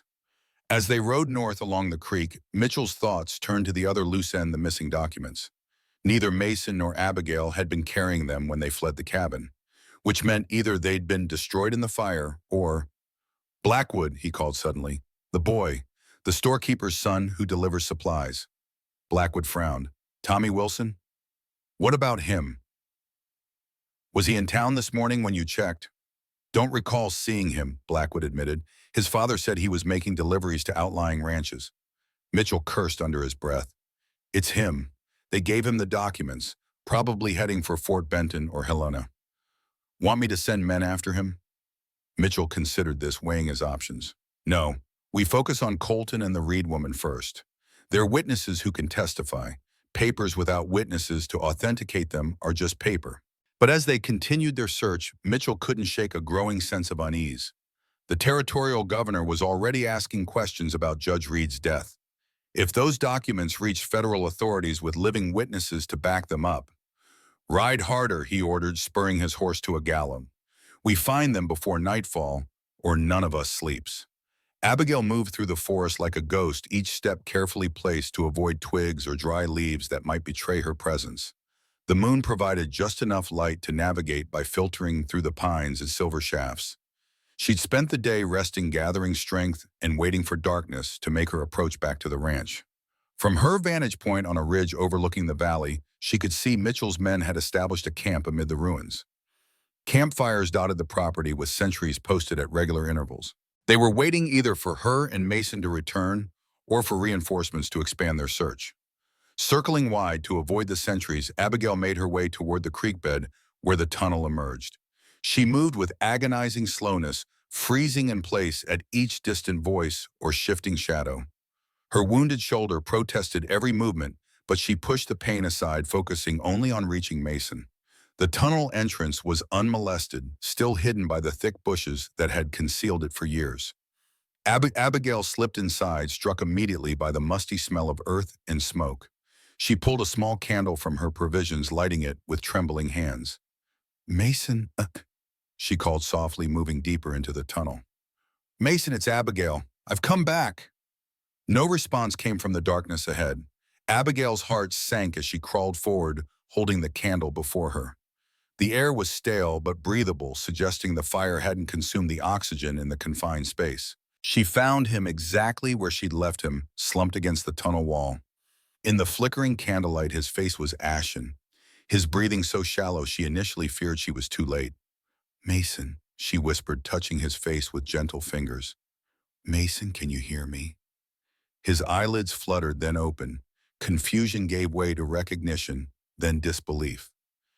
"Abigail," his voice was barely audible, a dry rasp. "You came back." "I promised I would," she replied, unstopping her canteen and holding it to his lips. "Drink slowly." He managed a few sips before turning his head away. "Mitchell." "Still here. They've made camp at the ranch, waiting for us, I think." She examined his wounds in the dim light. The bandage around his head was soaked through and his breathing had the worrying rattle of developing pneumonia. "We need to get you to shelter. Can you move at all?" Mason attempted to shift position and immediately grimaced in pain. "Not far. You should go. Find Tommy." "We've had this argument already," Abigail said firmly. "I'm not leaving you, not again." She considered their options. Mitchell's men were between them and the trapper's cabin. Moving Mason any significant distance in his condition seemed impossible. Yet staying in the tunnel meant certain death from his injuries or discovery when Mitchell's men inevitably explored it more thoroughly. "There's a spring," Mason whispered, seeming to read her thoughts. "About half a mile east. Small cave behind it. Used it as a hunting blind. Might be safe there." Abigail nodded decisively. "Then that's where we'll go, but you'll need to lean on me. Can you do that?" With monumental effort, Mason pulled himself up, using the tunnel wall for support. Abigail positioned herself under his arm, bearing as much of his weight as her smaller frame could manage. Together, they shuffled toward the tunnel entrance, each step a victory against pain and exhaustion. Emerging into the night air was both relief and danger. The open ground between the tunnel entrance and the tree line offered no cover, and the half-moon cast enough light to reveal movement to watchful eyes. But there was no choice. They couldn't remain in the tunnel, and the cave Mason mentioned was their only hope of shelter. "Ready," Abigail whispered. Mason nodded once, jaw clenched against the pain he knew would come with movement. They began their painful progress across the exposed ground, Mason leaning heavily on Abigail, each step a testament to human endurance. They were halfway to the tree line when a shout rang out from the direction of the ranch. "There, by the creek!" A rifle shot cracked through the night, the bullet throwing up dirt just feet from where they stood. Abigail's heart lurched as multiple voices joined the first, and the sound of running feet approached from the ranch. "Go!" Mason gasped, pushing away from her. "Run, I'll slow them down." "Not without you," she insisted, pulling him toward the trees with desperate strength. Another shot closer this time. They weren't going to make it to cover before Mitchell's men reached them. Abigail drew her revolver, prepared to make a last stand if necessary. Then came another sound, hoofbeats approaching fast from the east. Riders, at least 3, maybe more. Mitchell's reinforcements, she assumed, grimly tightening her grip on the revolver. But as the riders emerged from the tree line, Abigail's breath caught. Leading them was a small, familiar figure on a bay horse, Tommy Wilson, his young face set in determination. And behind him, unmistakable in their blue uniforms, were soldiers. U.S. cavalry soldiers, rifles at the ready. "Miss Reed," Tommy called, spurring his horse toward them. "Mr. Colton, we brought help." The soldiers quickly formed a protective line between them and the approaching men from the ranch. Their leader, a stern-faced captain, raised a hand in command. "Federal authorities, stand down and drop your weapons." Confusion rippled through Mitchell's men, who had emerged from the ranch only to find themselves facing military rifles. Most hesitated, looking toward Blackwood for direction. The sheriff's badge on Blackwood's chest caught the moonlight as he stepped forward. "This is territorial business, Captain. These people are fugitives wanted for murder and theft." "That's not what I heard," the captain replied coolly. "I have sworn testimony that you and your associates murdered Territorial Judge Walter Reed and attempted to murder these citizens to cover up land fraud associated with the Northern Pacific Railroad." He nodded to his men. "Arrest them all." As the soldiers moved to disarm Mitchell's stunned men, Tommy rode to Abigail and Mason, pride shining on his young face. "I made it to Fort Benton in a day and a half," he announced breathlessly. "Found Captain Weldon, just like you said. He read the documents and brought these men right away." His expression sobered as he took in Mason's condition. "Is Mr. Colton going to be all right?" Abigail looked at Mason, who had slumped against her, barely conscious, but still fighting to stay on his feet. "He will be," she promised, as much to herself as to Tommy. "He has to be." Captain Weldon himself approached, dismounting to assist Mason. "James Weldon," he introduced himself to Abigail. "Served with your father and this stubborn mule here." His voice softened as he took in Mason's injuries. "Let's get him to the surgeon. We've got a wagon coming behind us." As soldiers carefully lifted Mason onto a hastily prepared stretcher, Abigail scanned the confusion for one face in particular. She found him standing slightly apart from the others, watching the proceedings with calculating eyes. Harrison Mitchell, neither fleeing nor surrendering, assessing the situation like the strategist he had always been. Their eyes met across the moonlit ground. No words were exchanged, none were necessary. Mitchell offered a slight nod, almost respectful, before turning to face Captain Weldon as the officer approached him. "Harrison Mitchell," Weldon said formally. "You're under arrest for the murder of Judge Walter Reed and attempted murder of Abigail Reed and Mason Colton, land fraud, corruption of territorial officials, and treason during wartime." "Treason?" Mitchell raised an eyebrow. "That's a serious charge, Captain." "Selling information to Confederate forces at Vicksburg," Weldon clarified. Mason finally put it together. "We've been looking for evidence for years." He nodded toward Abigail. "Judge Reed found it among your other misdeeds. It's all in the documents his daughter preserved." As Mitchell was led away in handcuffs, Abigail felt a strange emptiness where she'd expected satisfaction. Justice for her father was within reach, yet the cost had been so high. She looked toward the stretcher where Mason lay surrounded by soldiers preparing to transport him to safety. Tommy appeared at her side, offering a canteen. "Captain Weldon says Mr. Colton is the toughest man he ever served with," the boy said confidently. "Says if anyone can pull through, it's him." Abigail managed a smile, touching the pocket watch she still carried. "I believe that," she said softly. "I truly do." As dawn broke over the Montana territory, casting long shadows across the destroyed ranch and the men being led away in chains, Abigail Reed stood straight despite her exhaustion and wounds. She had lost much: her father, her home, her former life. But perhaps in this wild and unforgiving land, she had found something as well, justice, purpose, and a connection to a man who understood loss as intimately as she did. Whether that connection would have the chance to grow remained to be seen.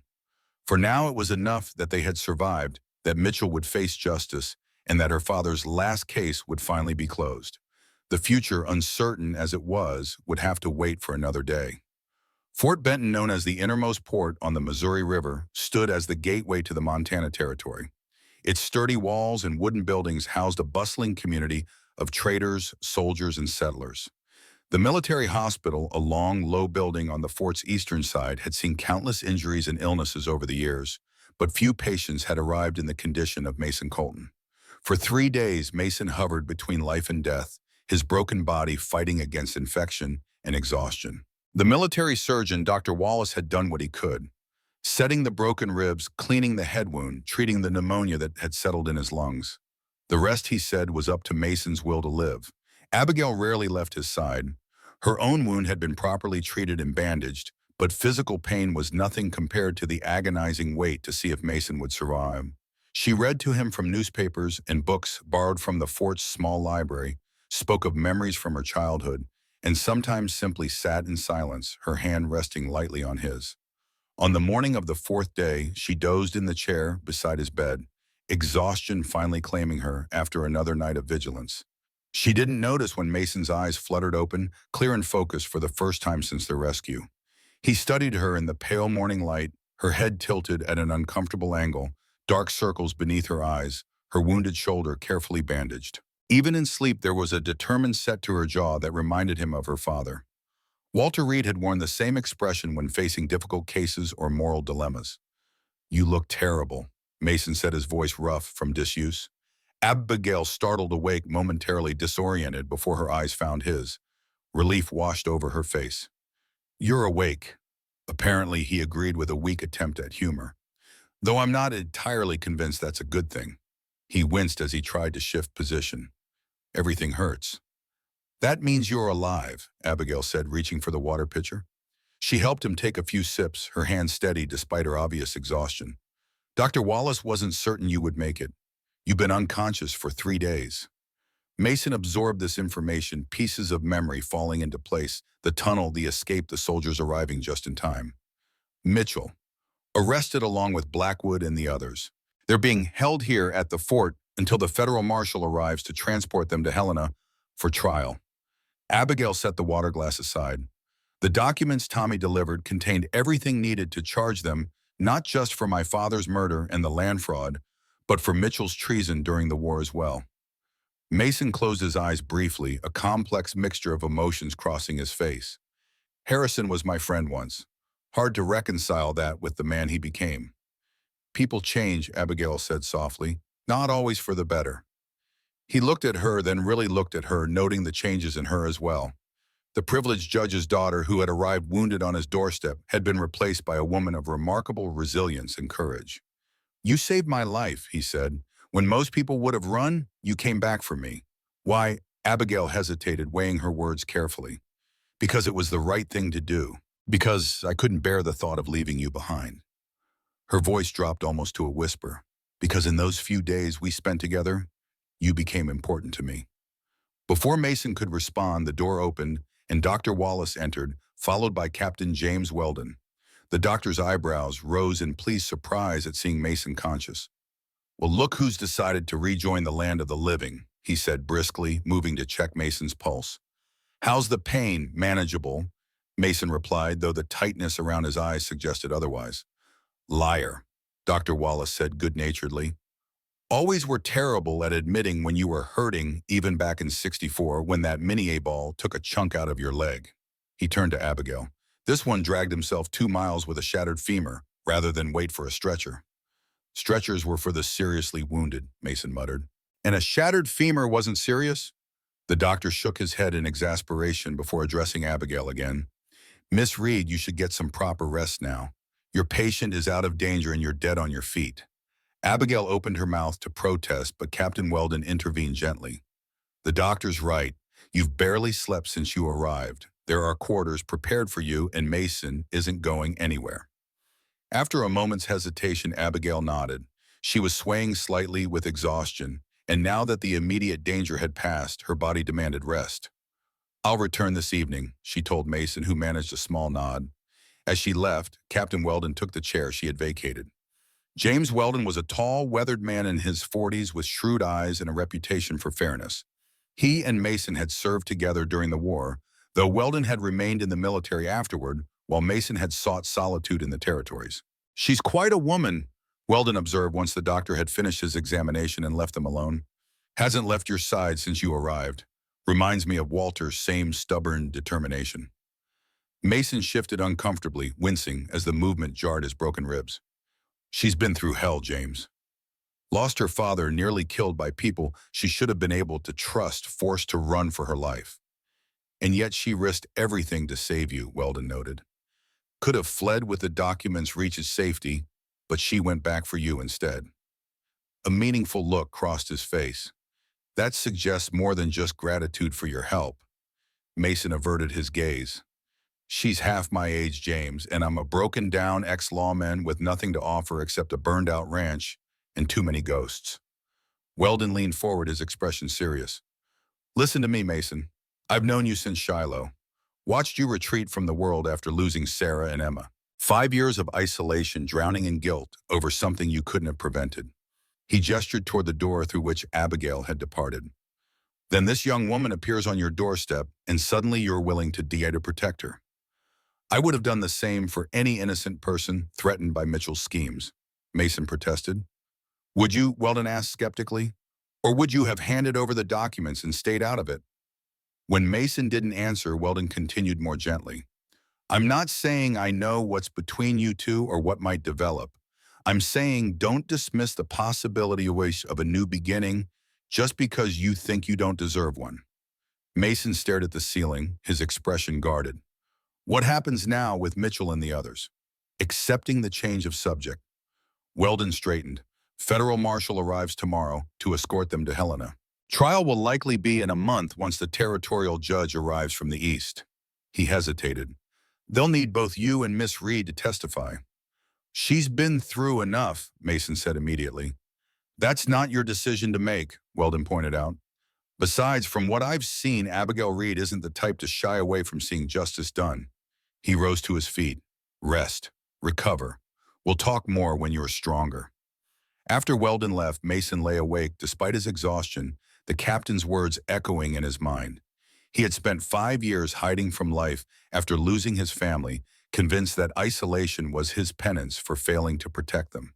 Then Abigail had appeared, bringing danger, but also something he had thought lost forever: purpose, connection, the faint stirring of hope. But what could he possibly offer her? His ranch was destroyed, his life in shambles. She was young, educated, with her whole life ahead of her. Once Mitchell was brought to justice for her father's murder, She would have no reason to remain in this harsh territory. No reason to stay near a man whose best days were behind him. Mason's hand drifted to his vest pocket, seeking the familiar comfort of his pocket watch, only to remember that he had given it to Abigail. The thought of her carrying that small piece of his past, the images of Sarah and Emma that had been both his comfort and his torment for 5 years, stirred complicated emotions within him. Perhaps it was fitting. The watch had represented his inability to move forward, to accept that life continued even after devastating loss. In giving it to Abigail, had he unconsciously been acknowledging that it was time to release the past's grip on him?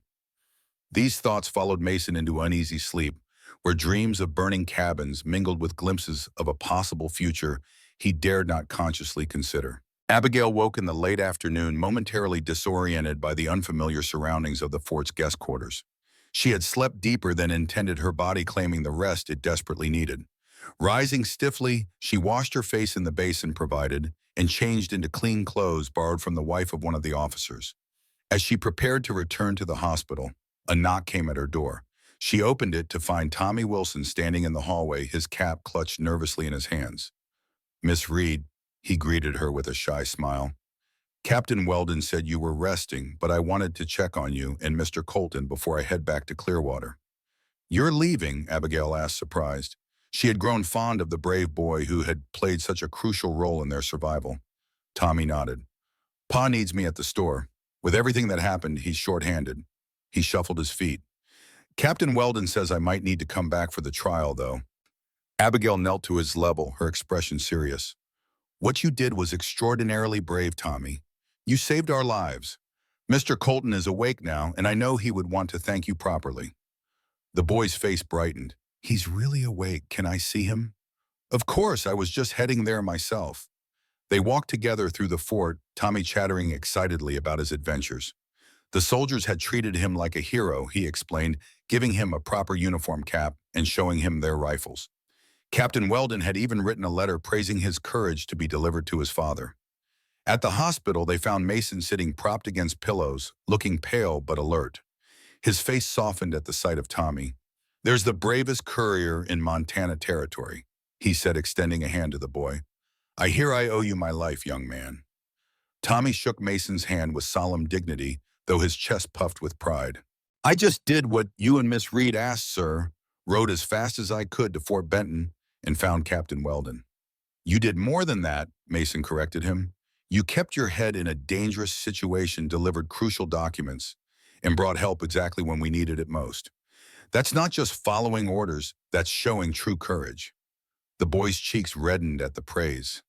"Pa always says doing the right thing isn't always easy, but it's always right." "Your father is a wise man," Mason agreed, "and he must be very proud of you."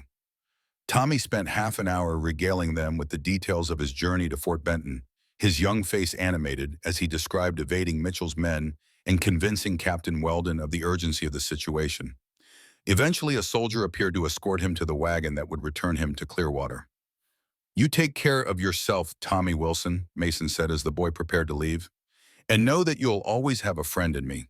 "And me," Abigail added warmly. Once Tommy had gone, a comfortable silence fell between them.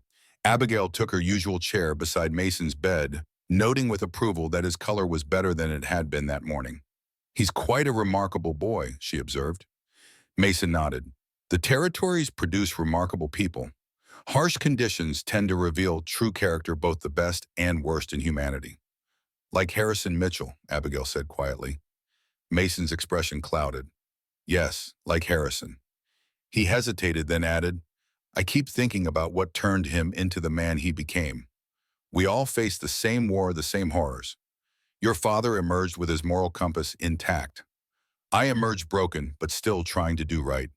Harrison," he shook his head, "Harrison saw opportunity in chaos, profit in suffering."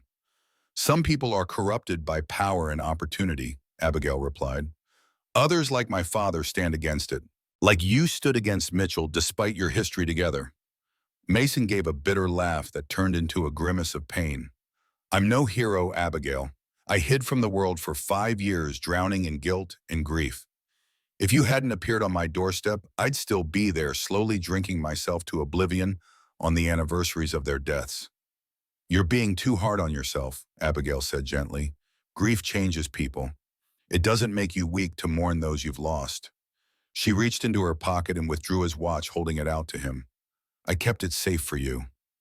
Mason stared at the watch but made no move to take it. Keep it a while longer, he said finally. It seems to have brought you luck. Abigail looked down at the tarnished silver case, running her thumb over its worn surface. I looked at their picture, she admitted. Sarah and Emma. They had kind eyes. Yes, Mason agreed softly. They did. He took a deep breath, wincing as his ribs protested. Sarah would have liked you. She always said I was too serious, too certain the weight of the world rested on my shoulders. She would have appreciated your determination, your courage. I wish I could have met her, Abigail said sincerely. So do I. Mason's voice was thick with emotion. After a moment, he visibly gathered himself. Captain Weldon tells me the federal marshal arrives tomorrow to transport Mitchell and the others to Helena for trial. Abigail nodded, accepting the change of subject. Yes, we'll need to follow in a few days once you're strong enough to travel. She hesitated. I've been thinking about what comes after. The trial, I mean. What does come after? Mason asked, watching her carefully. I don't know, she admitted. My life in Helena is gone. Our home there holds too many painful memories now. And your ranch. Ashes and rubble, Mason finished grimly, though the land itself is still mine. Could rebuild, I suppose, if the railroad compensation is fair. He didn't sound particularly convinced by his own words. Abigail studied his face, trying to read the emotions he kept carefully guarded. What do you want, Mason? After all this is over. It was a simple question, yet it seemed to catch him off guard. Want, he repeated, as if the concept was foreign to him. I haven't thought about what I want in a very long time. Just survived, one day to the next. Perhaps it's time to start thinking about it, she suggested softly, about what comes next, for both of us. Mason held her gaze, something vulnerable flickering in his eyes. Abigail, The door opened, interrupting whatever he had been about to say. Dr. Wallace entered, followed by a soldier Abigail didn't recognize. Pardon the intrusion, the doctor said, but there's an urgent matter requiring Miss Reed's attention. The soldier stepped forward. Ma'am, there's been a development with the prisoners. Captain Weldon requests your presence immediately. Concern flashed across Abigail's face. Has something happened? It's best if the captain explains, ma'am. Abigail rose reluctantly, glancing back at Mason. I'll return as soon as I can. Mason nodded, his expression unreadable once more. Be careful, he said simply. As Abigail followed the soldier across the fort to Captain Weldon's office, apprehension built within her. What could have happened with the prisoners that required her immediate attention? Had Mitchell somehow escaped? Or was there new evidence regarding her father's murder? Captain Weldon was waiting for her, his face grave. Miss Reed, thank you for coming so quickly. Please sit down. She remained standing. What's happened, Captain? Weldon sighed. There's been an incident with Harrison Mitchell. He's requesting to speak with you, only you. Says he has information about your father that he'll share with no one else. Abigail's heart quickened. What kind of information? He wouldn't say, only that it concerns the real reason your father was killed. Weldon's expression was troubled. I don't like it, Miss Reed. Mitchell is a manipulative man, and this could be a ploy to upset you before the trial. Or it could be genuine, Abigail countered. My father kept many secrets, especially about his investigations. If Mitchell knows something important, which is why I'm bringing this to you, Weldon acknowledged. But I want to be clear, you're under no obligation to speak with him. And if you do choose to hear him out, you won't be alone. I'll be present along with armed guards. Abigail considered this, weighing the potential pain of facing her father's murderer against the possibility of learning the full truth about his death. I'll speak with him, she decided finally. But I want Mason informed of this meeting and its outcome. Weldon nodded. Of course, though I'd prefer he focus on recovery rather than worrying about Mitchell's games. Mason deserves to know, Abigail insisted. He's as involved in this as I am. Very well, Weldon agreed. Shall we proceed then? The fort's stockade was a separate building heavily guarded and constructed of thick logs. Inside, a series of cells lined the main corridor, most empty save for the occasional drunk soldier or petty thief. Mitchell and his men had been placed in separate cells at the far end, isolated from other prisoners. As Abigail approached, flanked by Captain Weldon and two armed soldiers, she steeled herself for the encounter. She had not seen Harrison Mitchell since the night of their rescue, when he had been led away in handcuffs. The man who had ordered her father's death, who had tried to kill her, and Mason, who had manipulated and murdered his way to power, she would now face him directly with only iron bars between them. Mitchell was seated on a narrow cot in the last cell, his expensive clothes exchanged for prison garb. Yet even in such reduced circumstances, he maintained an air of authority and control. He rose as they approached, a slight smile touching his lips when he saw Abigail. "Miss Reed," he greeted her as if they were meeting at a social gathering rather than in a prison cell. "Thank you for coming. I wasn't certain you would." "You said you have information about my father," Abigail replied coolly. "I'm here to hear it, nothing more." Mitchell glanced at Weldon and the guards. "I had hoped for a private conversation." "That's not possible," Weldon stated firmly. Mitchell shrugged, accepting this limitation with apparent equanimity. "Very well. Though I should warn you, Captain, what I'm about to reveal may not reflect well on certain military and governmental authorities." "Just say what you came to say, Mitchell," Weldon responded impatiently. Mitchell turned his attention back to Abigail. "Your father was a principled man, Miss Reed, incorruptible, as I learned to my detriment during the war.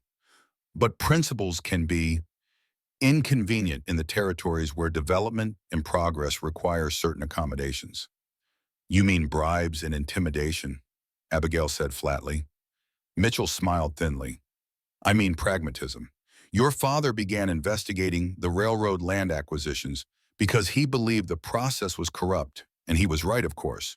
But what he discovered went beyond simple fraud." He leaned closer to the bars.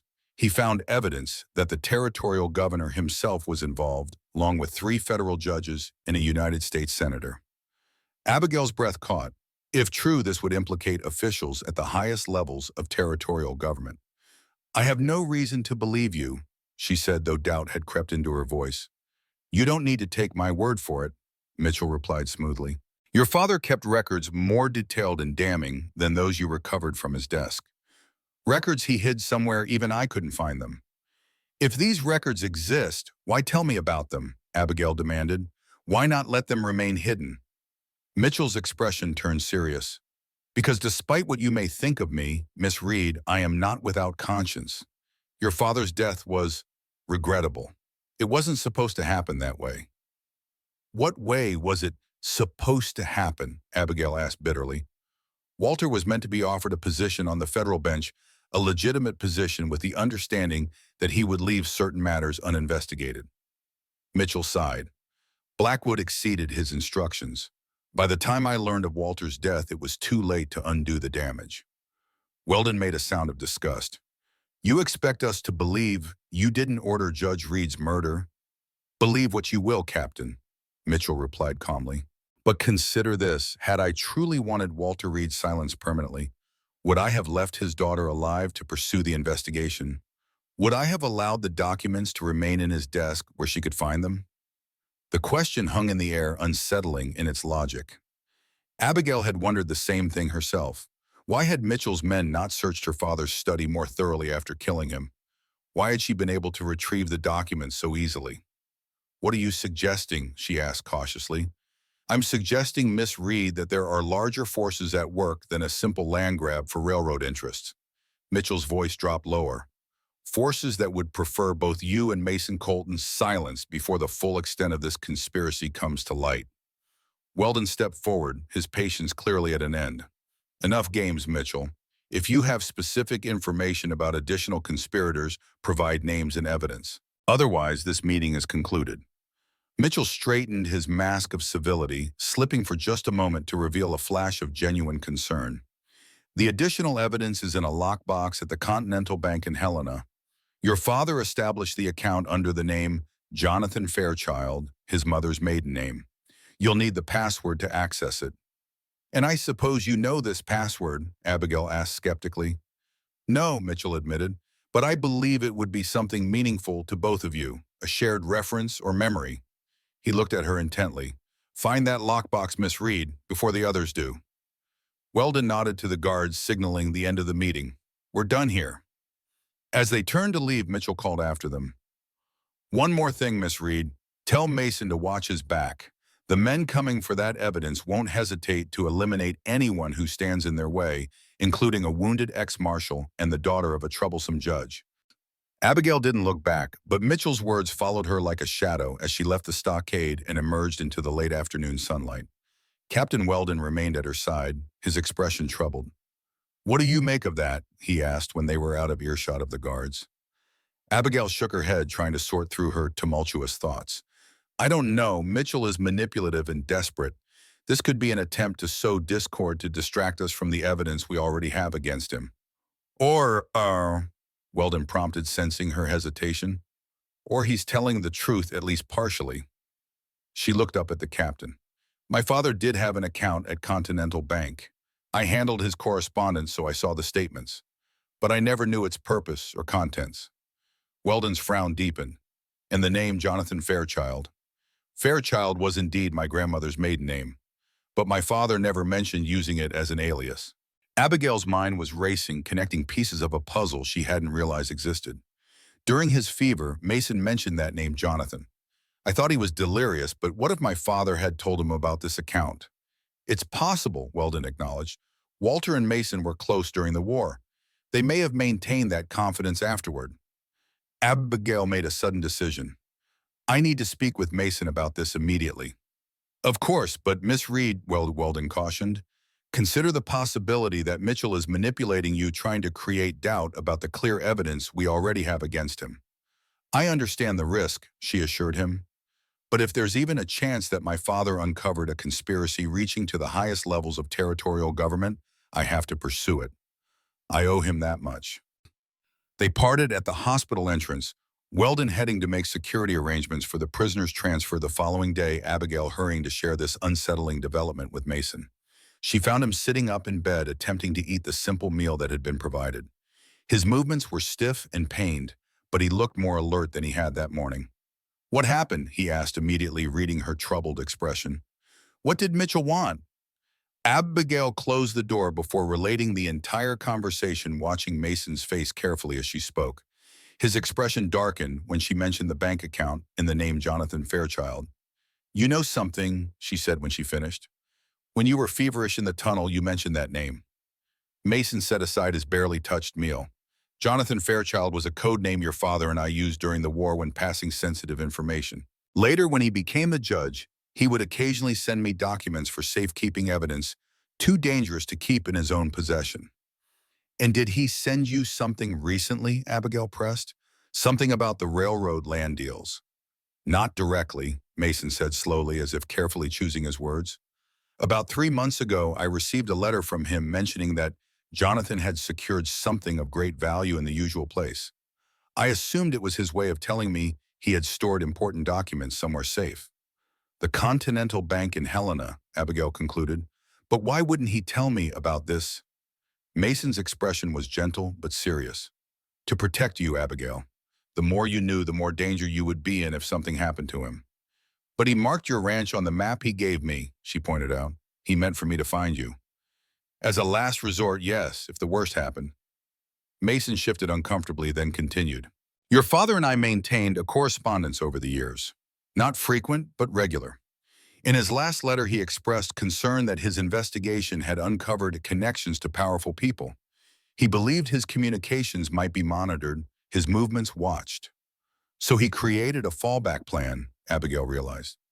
"The map leading me to you and the bank account in Helena under an alias." Mason nodded. Walter was nothing if not thorough. A heavy silence fell between them as they both absorbed the implications. If Mitchell was telling the truth even partially, then the conspiracy surrounding the railroad land acquisitions extended far beyond what they had initially believed, and the danger to them both might be greater than they had anticipated. "We need to access that lockbox," Abigail said finally, "before the trial begins." "Agreed," Mason replied, then grimaced as he tried to sit up straighter. "But I'm in no condition to travel yet, and you shouldn't go alone. The federal marshal arrives tomorrow to transport Mitchell and the others to Helena," Abigail reminded him. "Captain Weldon will ensure they travel with a full military escort. We could accompany them." Mason shook his head. Too risky. If higher-level officials are involved, as Mitchell claims, then the marshal's arrival could force their hand. They might attempt to silence Mitchell and us before we reach Helena. Then what do you suggest? Abigail asked, frustration evident in her voice. We can't simply ignore this possibility, not when it might reveal the full truth about my father's murder. Mason was quiet for a moment, his expression thoughtful.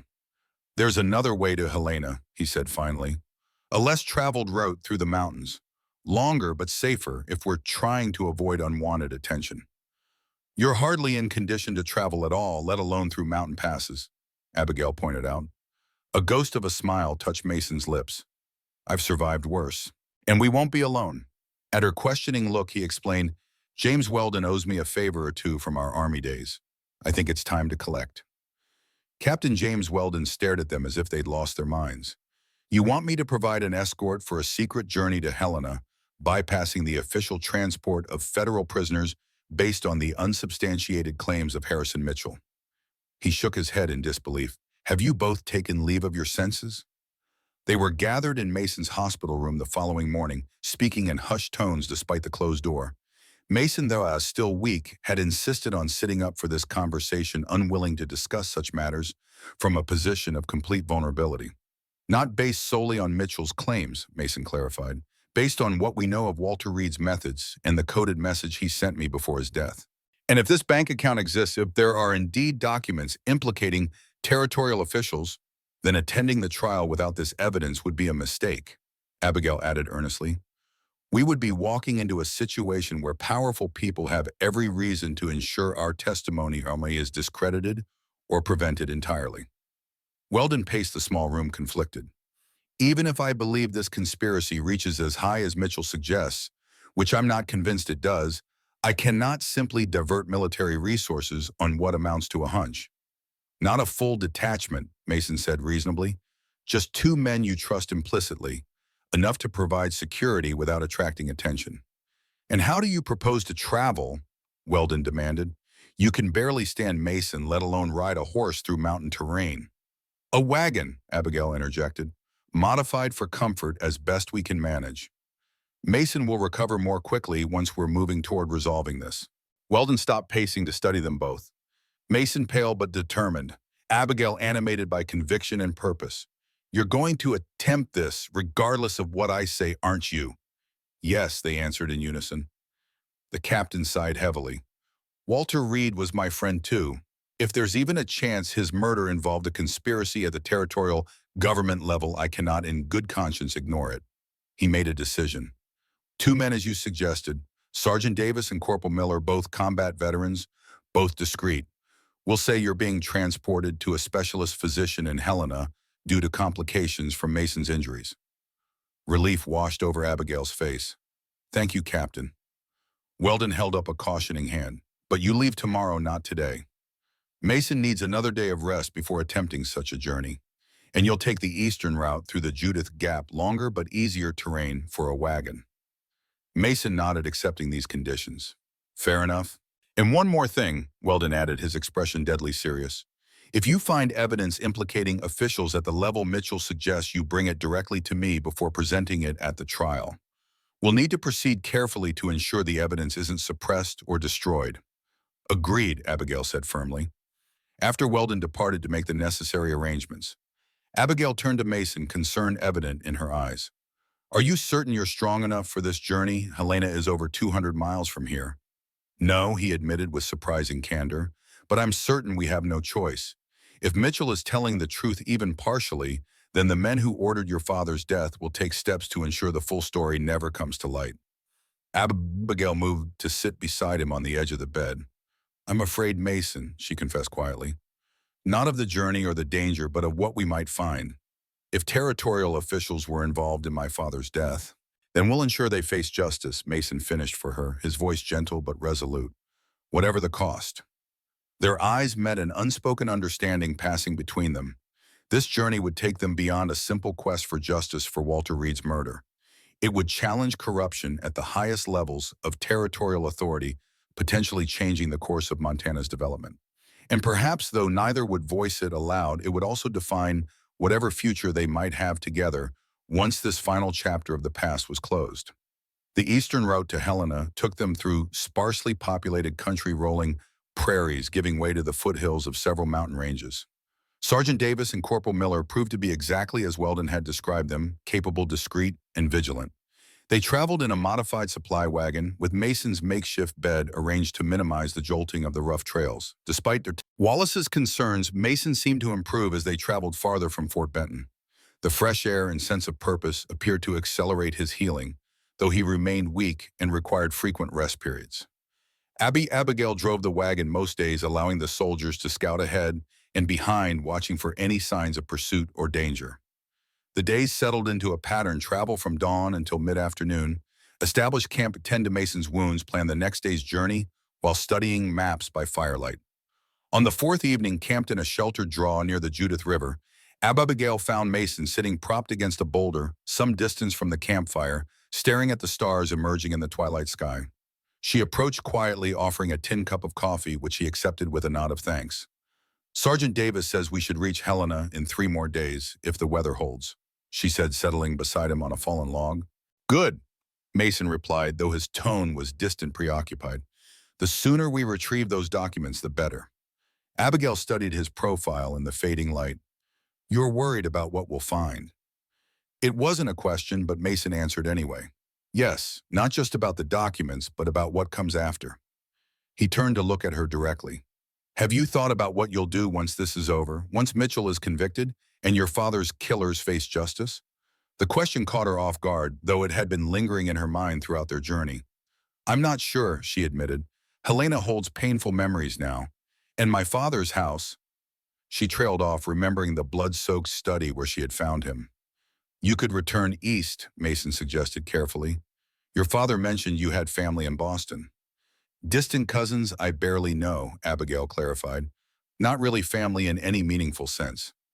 Mason nodded, turning his gaze back to the darkening sky.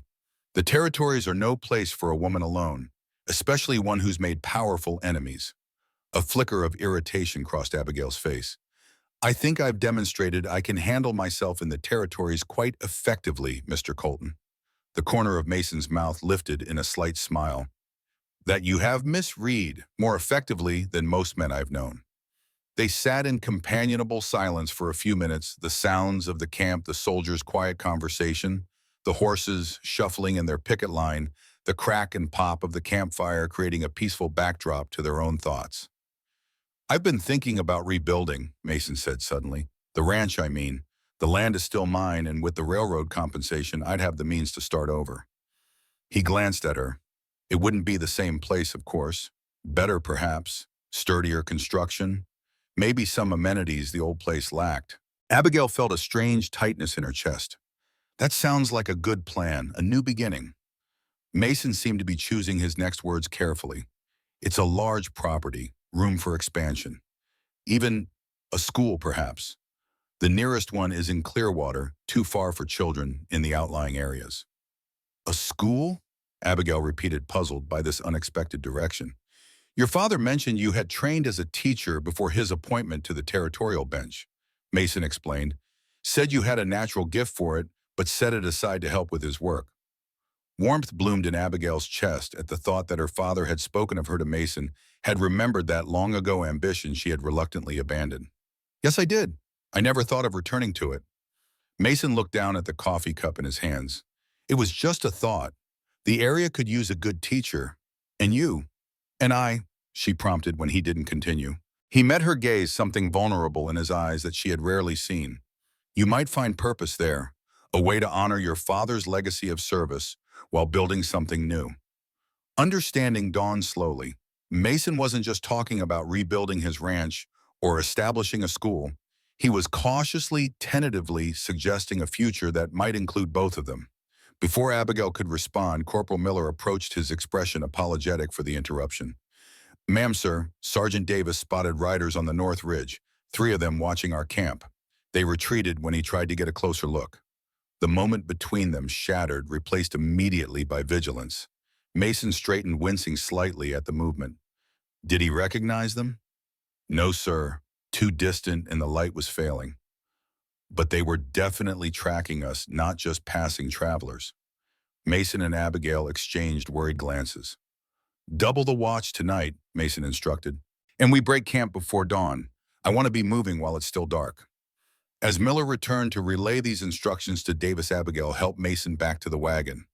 The easy companionship of moments earlier had been replaced by tension, the reminder of danger bringing them sharply back to their present reality. "If they found us on this route," Abigail said quietly as she helped Mason settle into his makeshift bed, "then Mitchell was right. There are others involved with enough resources to track us even when we avoided the main roads." Mason nodded grimly, "Which means we need to be even more cautious when we reach Helena. The bank account may already be compromised." Abigail's hand found his in the darkness of the wagon. "We've come too far to turn back now. Whatever awaits us in Helena, we'll face it together." Mason's fingers tightened around hers, a silent affirmation. The conversation about future possibilities, schools and rebuilt ranches and shared purpose, would have to wait. For now, survival and justice remained their only focus. As Abigail moved to join the soldiers by the fire planning their route for the pre-dawn departure, she found herself drawing strength from the brief glimpse Mason had offered of a life beyond vengeance and loss. It was a fragile hope, one that might be shattered by what awaited them in Helena. But it was hope nonetheless, something she had thought lost forever on the night her father was murdered. And in the harsh, unforgiving landscape of the Montana Territory, hope was perhaps the most precious resource of all.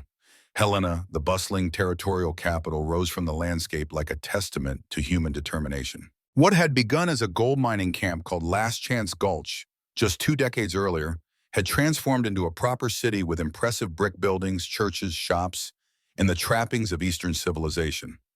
They arrived on a crisp autumn morning, the wagon drawing little attention among the steady stream of traffic entering the city.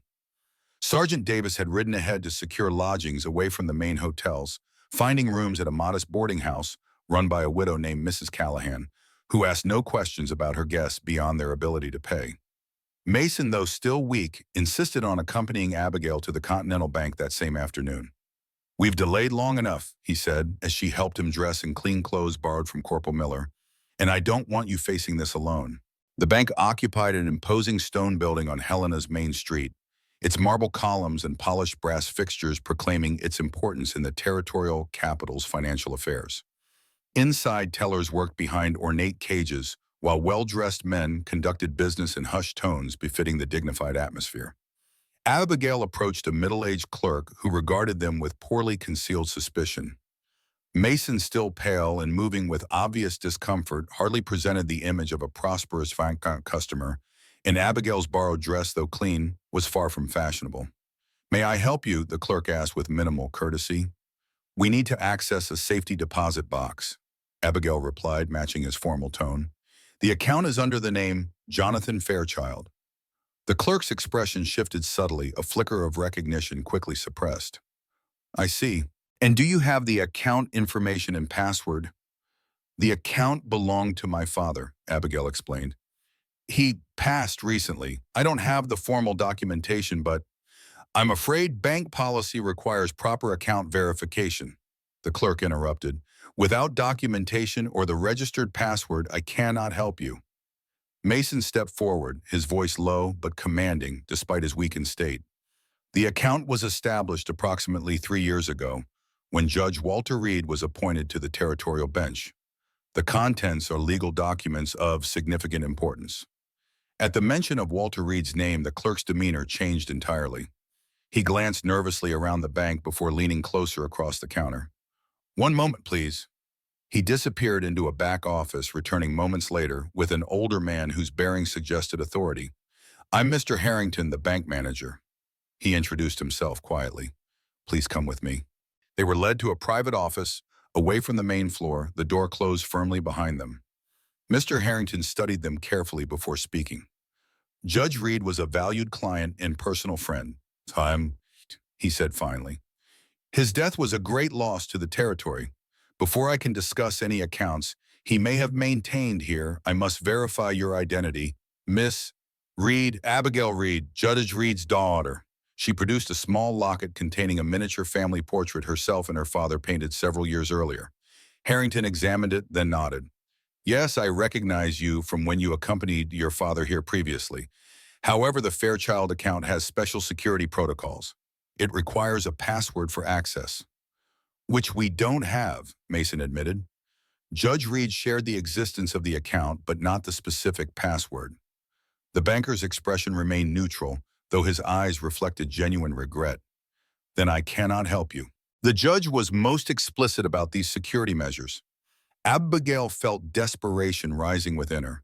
They had come so far, risked so much, only to be thwarted by bank protocols.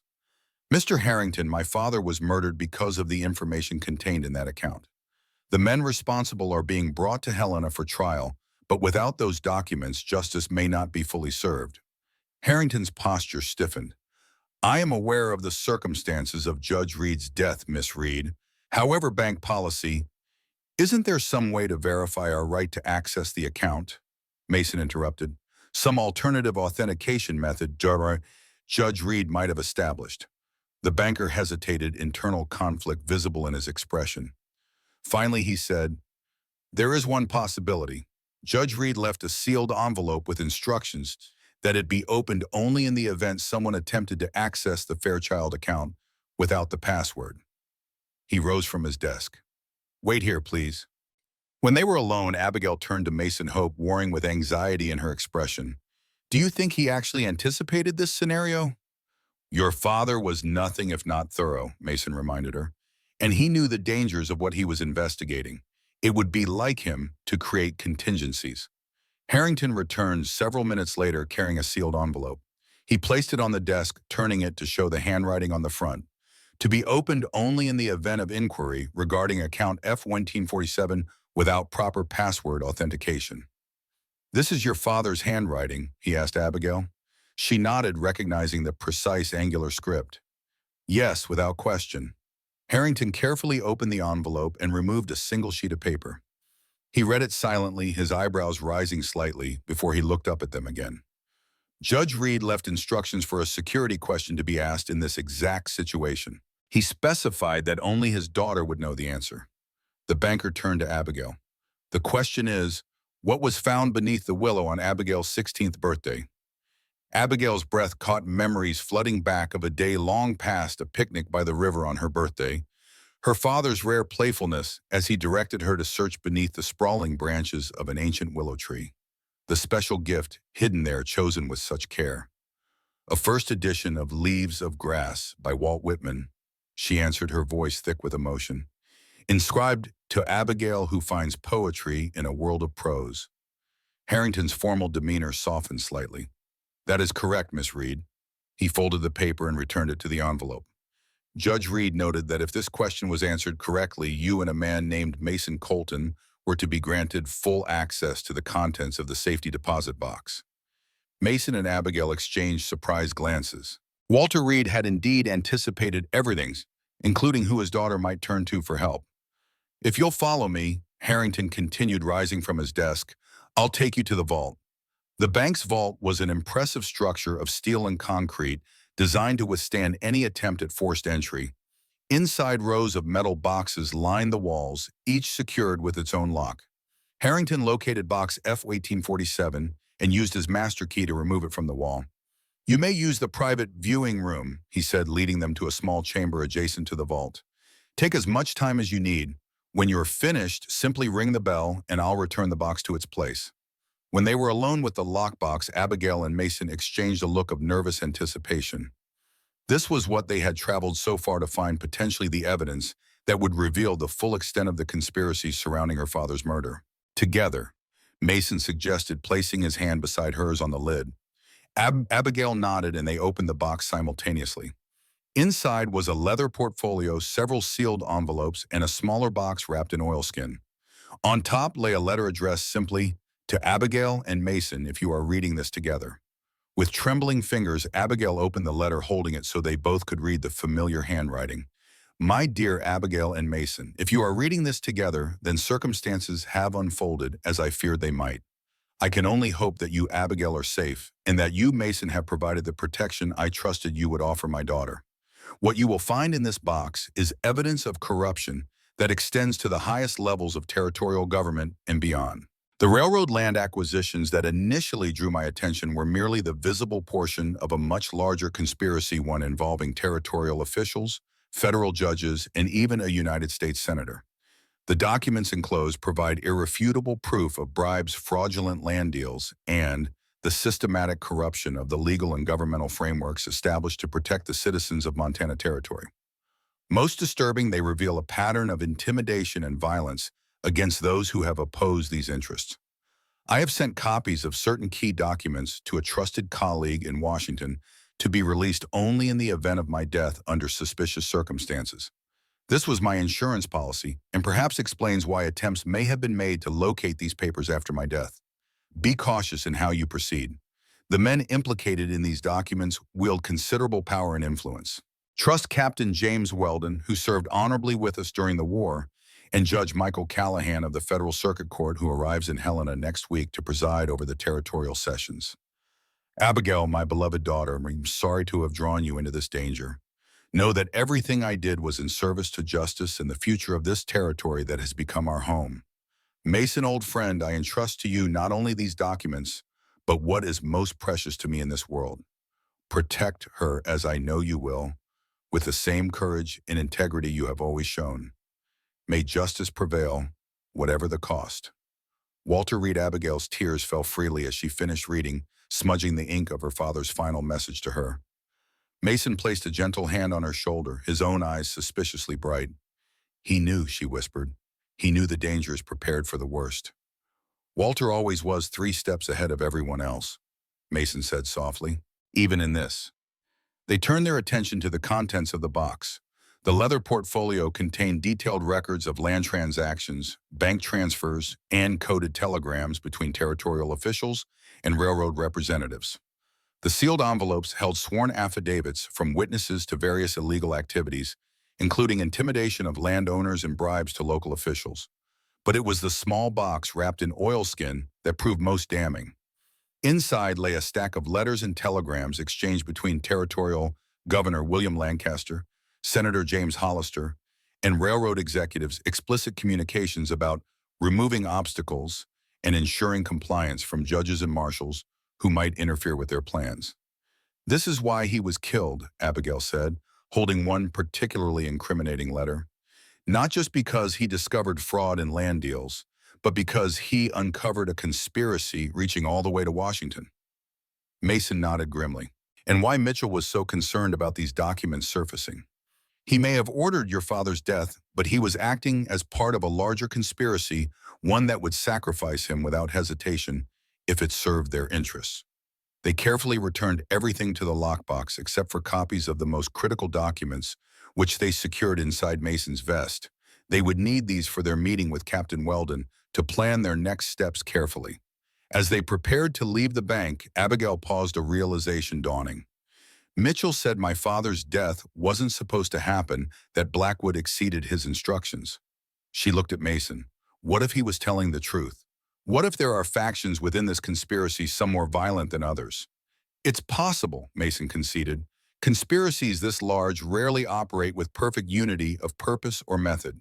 He helped her put on her coat, his movements still stiff but stronger than they had been, which makes our next steps all the more dangerous. Outside, the afternoon sun cast long shadows down Helena's main street.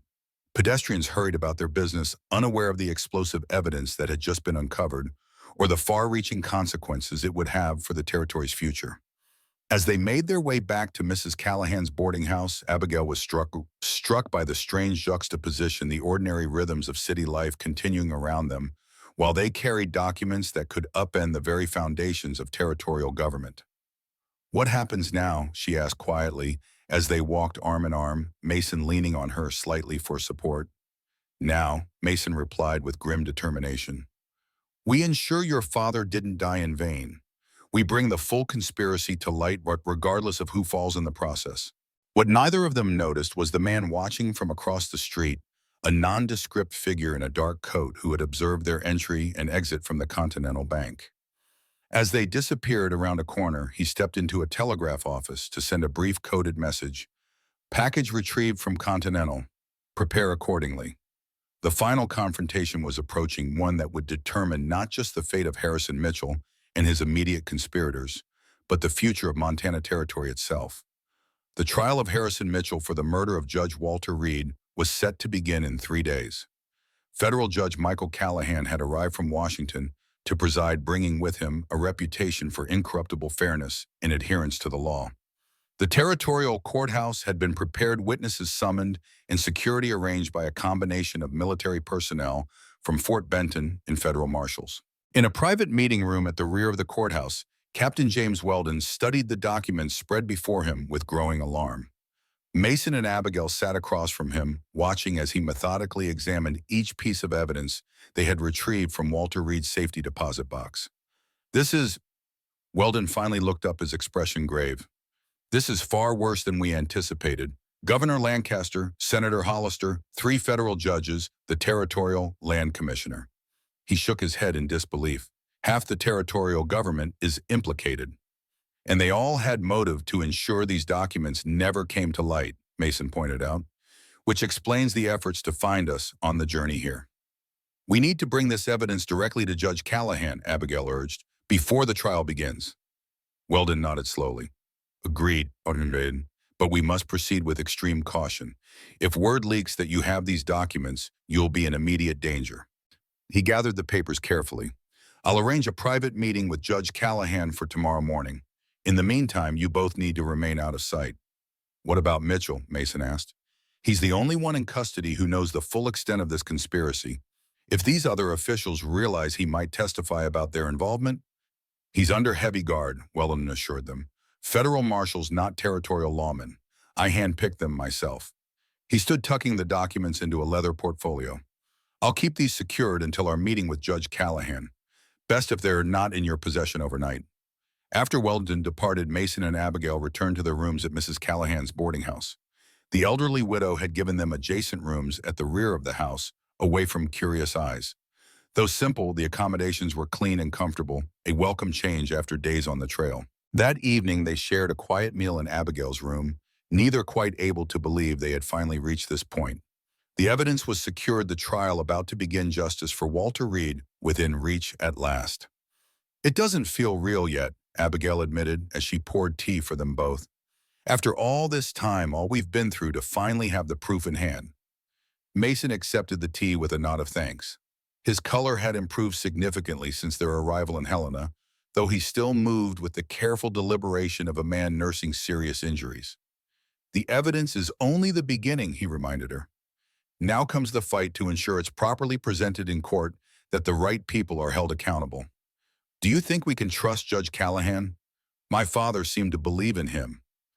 "Walter was an excellent judge of character," Mason replied. "If he trusted Callahan, that's good enough for me." He paused, studying her face in the lamplight. "How are you holding up, truly?" Abigail considered the question not with the polite deflection it might usually have received, but with honest reflection. "I'm processing," she finally said. "For so long, my focus has been singularly on finding justice for my father. Now that we're on the verge of achieving that, I find myself thinking about what comes after." "After," Mason repeated softly, almost to himself. Their conversation from the campfire days earlier hung between them, unfinished and unresolved. "We never did finish our discussion about the future." "No," Abigail agreed, meeting his gaze steadily. "We didn't." Mason set down his teacup and leaned forward slightly. "Abigail, A sharp knock at the door interrupted him. They exchanged concerned glances. No one was supposed to know they were here, except Weldon and his trusted men. "Who is it?" Abigail called while Mason silently retrieved his revolver from beside his chair. "Corporal Miller, ma'am," came the reply. "Captain Weldon sent me. There's been a development." Mason nodded and Abigail opened the door cautiously. Miller stood in the hallway, his uniform disheveled as if he had ridden hard. "What's happened?" Mason asked, keeping his revolver visible but lowered. "Mitchell is dead, sir," Miller reported grimly. "Found in his cell an hour ago. Poisoned, the doctor believes." Abigail gasped, her hand flying to her mouth. "How is that possible? He was under guard." "Evening meal was brought in by someone claiming to be from the marshal's office," Miller explained. "By the time the deception was discovered, Mitchell had already consumed it. Captain Weldon sent me to warn you immediately. Whoever did this might come for you next." Mason's expression hardened. Where is Captain Weldon now? At the courthouse with Judge Callahan, sir. They're reviewing the documents you provided and determining how to proceed now that the primary defendant is deceased. A cold realization settled over Abigail. This wasn't an escape attempt gone wrong. This was deliberate elimination of a liability. Mitchell knew too much could implicate too many powerful people. Pack only what you need, Mason instructed her, moving toward the connecting door to his own room. We're not staying here tonight. Where will we go? Abigail asked, already gathering her few possessions. Somewhere unexpected, Mason replied. Somewhere only Weldon will know to find us. Within minutes, they were ready, each carrying a small bag with essential items. Miller led them out through the kitchen at the rear of the boarding house, where a wagon waited in the alley driven by Sergeant Davis. We've scouted a safe location outside town, Miller explained as he helped them into the wagon. An abandoned mining cabin about 5 miles into the hills. Defensible position, clear sight lines. As they left Helena behind the lights of the city twinkling in the valley below them, Abigail felt a strange sense of déjà vu, once again fleeing for their lives, once again uncertain of whom they could trust. The mining cabin proved to be a sturdy, if Spartan shelter with a single room containing a stone fireplace, rough wooden bunks, and basic furniture left behind by its previous occupants. Davis quickly built a fire while Miller established a perimeter setting, simple alarms of cans and wire that would alert them to any approach. Captain Weldon will join us at dawn, Davis informed them, checking his pocket watch. Until then, we maintain full alert. 2-hour watch rotations. I'll take a shift, Mason offered, but Davis shook his head firmly. With respect, sir, you're still recovering from serious injuries. Best if Corporal Miller and I handle the watch duties. Once the soldiers had settled into their positions, Miller outside at a vantage point overlooking the trail, Davis by the window with a clear view of the approach, Abigail and Mason sat before the fire, processing the implications of Mitchell's death. They're eliminating loose ends, Abigail said quietly, staring into the flames. First my father, now Mitchell. Anyone who could expose the full conspiracy. Which makes our testimony and those documents all the more crucial, Mason replied. Without Mitchell to stand trial, the evidence your father gathered becomes the primary means of bringing the others to justice. Abigail turned to look at him, firelight casting his features into stark relief. Do you think they know we have the documents? If they killed Mitchell, they likely suspect it, Mason acknowledged grimly. But they can't be certain what we found or how much we know. That uncertainty works in our favor. A log shifted in the fireplace, sending sparks up the chimney. The simple cabin, cold and dusty from disuse, nevertheless felt safer than any elegant hotel in Helena might have been. Here at least they could see danger approaching. I keep thinking about what my father wrote in his letter, Abigail said after a long silence, about how everything he did was in service to justice and the future of this territory. She looked down at her hands. He believed in Montana and what it could become if corruption didn't take root in its founding. Mason nodded thoughtfully. Walter always saw the bigger picture. For him, the law wasn't just about punishing wrongdoing. It was about building something better, something that would outlast him. And now that responsibility falls to us, Abigail realized, to see his vision through, to ensure Montana doesn't begin its history with corruption as its foundation. A weighty legacy, Mason observed, but one worthy of carrying forward. And their eyes met across the small space between them, a moment of perfect understanding passing between them. Whatever personal future they might have been cautiously considering before had now been subsumed by something larger, a shared purpose that transcended individual desires or plans. Try to get some rest, Mason suggested softly. Tomorrow will bring its own challenges. Abigail nodded, moving to one of the bunks while Mason remained by the fire, his revolver within easy reach. But sleep proved elusive for both of them, their minds racing with possibilities, strategies, and the weight of responsibility they now carried. Dawn broke clear and cold over the Montana hills, sunlight gradually illuminating the rustic interior of the mining cabin. Abigail had finally dozed off in the early morning hours, but Mason remained alert, having insisted on taking the last watch despite Davis's objections. The sound of approaching hoofbeats brought them all to immediate readiness. Mason positioned himself near the window, rifle ready, while Davis took up a defensive position by the door. 3 riders, Mason reported, peering through a gap in the shutters. One is Weldon, the others, he squinted against the morning light. One appears to be in judicial robes. Judge Callahan, Abigail realized, hurrying to join Mason at the window. Indeed, it was Captain Weldon approaching, accompanied by a distinguished older man in judicial robes and a third rider in the uniform of a federal marshal. They dismounted at Miller's challenge, identifying themselves clearly before being allowed to approach the cabin. Weldon entered first, his expression grim but resolved. "Miss Reed Mason, allow me to introduce Federal Judge Michael Callahan and Marshal Thomas Burke." Judge Callahan was tall and imposing, with a shock of white hair and piercing blue eyes that seemed to evaluate everything they fell upon. Marshal Burke was younger, perhaps in his 30s, with the watchful demeanor of a man accustomed to danger. "Miss Reed," Judge Callahan greeted Abigail with a respectful nod, "your father spoke of you often and with great pride. I deeply regret the circumstances of our meeting." "Thank you, Your Honor," Abigail replied. "My father held you in high esteem as well." Callahan turned to Mason. "Mr. Colton, it's been many years. You look—" He paused diplomatically. "As if you've had a difficult time of it recently." "You could say that, Judge," Mason acknowledged with a hint of dry humor, "though I'm considerably improved from a week ago. I've reviewed the documents you recovered from Walter's safety deposit box." Callahan continued, his expression turning serious. "They present irrefutable evidence of corruption at the highest levels of territorial government. Combined with the evidence already gathered regarding Judge Reed's murder, they paint a disturbing picture of systematic abuse of power."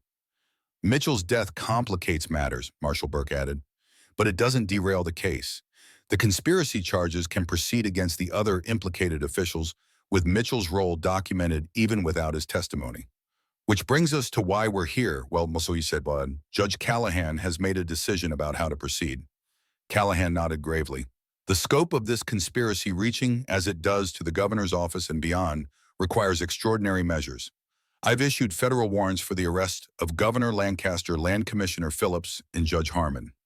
Marshal Burke's men are executing those warrants as we speak." "And Senator Hollister?" Abigail asked, noting the omission.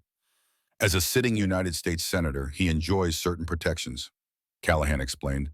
"However, I've forwarded evidence of his involvement to the Senate Ethics Committee and the Attorney General's office. His day of reckoning will come, albeit through different channels." "The immediate concern," Weldon interjected, "is your safety. The trial of Blackwood and the other direct participants in your father's murder begins tomorrow. Your testimony is crucial, especially now that Mitchell cannot be called to account." "We'll be there," Mason said firmly, glancing at Abigail, who nodded in agreement. "You'll be under federal protection from this moment until the conclusion of the proceedings," Marshal Burke assured them. "No more territorial officials involved, no opportunities for further interference." As plans were made for their secure transport into Helena the following morning, Abigail found herself watching Judge Callahan's face. There was something in his expression, determination mixed with sorrow, that reminded her of her father. The weight of justice was a heavy burden, but one he carried with dignity.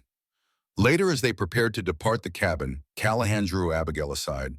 "Your father was more than a colleague, Miss Reed. He was my friend, one of the finest men I've ever known." The judge reached into his robe and withdrew a small package. "He sent this to me several months ago, with instructions to give it to you if anything happened to him." Abigail accepted the package with trembling hands. Inside was a small, leather-bound book, her father's personal journal, its pages filled with his familiar handwriting, and tucked between those pages was a letter addressed to her in his hand. "He knew the risks he was taking," Callahan said softly, "but he believed the future of Montana Territory was worth those risks. As do I." He placed a paternal hand on her shoulder. "Walter would be proud of what you have accomplished, Abigail. Remember that in the difficult days ahead." The territorial courthouse in Helena was packed beyond capacity on the morning the trial began. News of Governor Lancaster's arrest and the shocking allegations of conspiracy had spread throughout the territory, drawing spectators from as far as Bozeman and Virginia City. Federal troops maintained order outside, while marshals carefully screened everyone entering the building. Abigail and Mason were brought in through a private entrance, escorted by Marshal Burke personally. The night before, in the secure lodgings provided by the federal authorities, Abigail had finally read her father's letter, words of love, pride, and hope for her future, written in the knowledge that he might not live to express them in person. She carried those words with her, now a source of strength, as she prepared to face her father's killers in open court. Judge Callahan entered the courtroom to immediate silence, his authority palpable as he took his place on the bench. The defendants, Blackwood Caldwell and several others implicated in the conspiracy, sat at one table, their expressions ranging from defiant to resigned. At the prosecution table sat a federal attorney named Lawrence Hargrove, a man with a reputation for meticulous preparation and unwavering pursuit of justice. The proceedings began with Hargrove's opening statement, a clear and damning presentation of the evidence against the defendants. He outlined not just the murder of Judge Reed, but the broader conspiracy it had been designed to conceal corruption that had nearly become the foundation upon which Montana's future would be built. Over the next 3 days, witness after witness testified to various aspects of the case. Land surveyors described being pressured to falsify reports. Bank officials confirmed suspicious transfers of funds. Former territorial officials admitted to accepting bribes in exchange for favorable decisions on railroad matters. On the 4th day, Abigail took the stand. Under Hargrove's gentle but thorough questioning, she recounted finding her father's body, discovering the documents in his desk, her flight to Mason's ranch, and the subsequent events that had led them to uncover the full extent of the conspiracy. Throughout her testimony, she maintained a composure that belied the emotion roiling beneath the surface. Only when describing the moment she found her father did her voice falter briefly, but she gathered herself quickly and continued. The defense attorneys, recognizing the impact of her testimony, cross-examined her aggressively, trying to suggest that grief had clouded her judgment or that she had misinterpreted innocent communications. But Abigail remained steady, her responses clear and precise, her certainty unshakable. When she stepped down from the witness stand, her eyes met Mason's in the gallery. His expression, pride, support, and something deeper that remained unspoken between them gave her strength as she returned to her seat. Mason testified next, his voice steady despite the physical toll of his injuries. He described his history with Walter Reed and Harrison Mitchell during the war, explaining how their paths had diverged afterward and how Reed had occasionally sent him confidential information for safekeeping. He detailed finding Abigail wounded on his doorstep, their discovery of the conspiracy, and the subsequent attempts on their lives. Throughout his testimony, Mason spoke with the clear authority of a former lawman, his observations precise and his conclusions well-reasoned. The defense attorneys approached his cross-examination cautiously. Mason's background in law enforcement made him a formidable witness, not easily rattled or confused. They focused instead on his past relationship with Mitchell, suggesting that personal animosity might have colored his interpretation of events. "You and Mr. Mitchell had a falling out during the war, did you not?" one attorney pressed. "We had different views on certain matters," Mason replied evenly. "Different views," the attorney repeated skeptically. "Wasn't it more serious than that? Didn't you accuse him of selling military information to Confederate forces?" "I had suspicions," Mason acknowledged, "which have since been confirmed by documentation found in Judge Reed's safety deposit box." The attorney faltered, unprepared for this direct reference to evidence that thoroughly undermined his line of questioning. He retreated, and Mason was dismissed from the stand. The trial continued for another week with testimony from military officials, bank employees, and several minor figures in the conspiracy who had agreed to cooperate in exchange for leniency. Judge Callahan presided with unwavering fairness, allowing both prosecution and defense full opportunity to present their cases while maintaining strict control over the proceedings. Finally, after all evidence had been presented and closing arguments delivered, the jury retired to consider their verdict. They returned after just 6 hours of deliberation. On the charge of conspiracy to commit murder in the first degree, how do you find the defendant Harlan Blackwood? "Guilty, Your Honor." One by one, the verdicts were read, guilty on all major counts for all defendants. Justice for Walter Reed had finally been secured. But more importantly, the broader conspiracy that had threatened to corrupt Montana territory from its inception had been exposed and dismantled. After the verdicts were announced, Judge Callahan addressed the packed courtroom. "The crimes adjudicated in this court represent not merely an attack on one man, however distinguished, but an assault on the very foundations of justice and governance in this territory." Judge Walter Reed gave his life, defending the principle that law must serve all citizens equally, not merely the powerful and well-connected. As Montana prepares for eventual statehood, let this case stand as both warning and promise warning that corruption will not be tolerated and promised that justice, however delayed, will ultimately prevail. Outside the courthouse, as federal marshals led the convicted men away, Abigail stood quietly beside Mason, watching the proceedings with a complex mixture of emotions. Relief, vindication, and grief mingled together, along with the sobering awareness that while this chapter was closing, their own story remained unfinished. "It's over," she said softly. "Finally over." Mason shook his head. "Not quite, sentencing still to come, and the civil cases against the railroad will continue for months." He glanced down at her. "But the hard part is done. Your father can rest easy now." Captain Weldon approached, weaving through the dispersing crowd.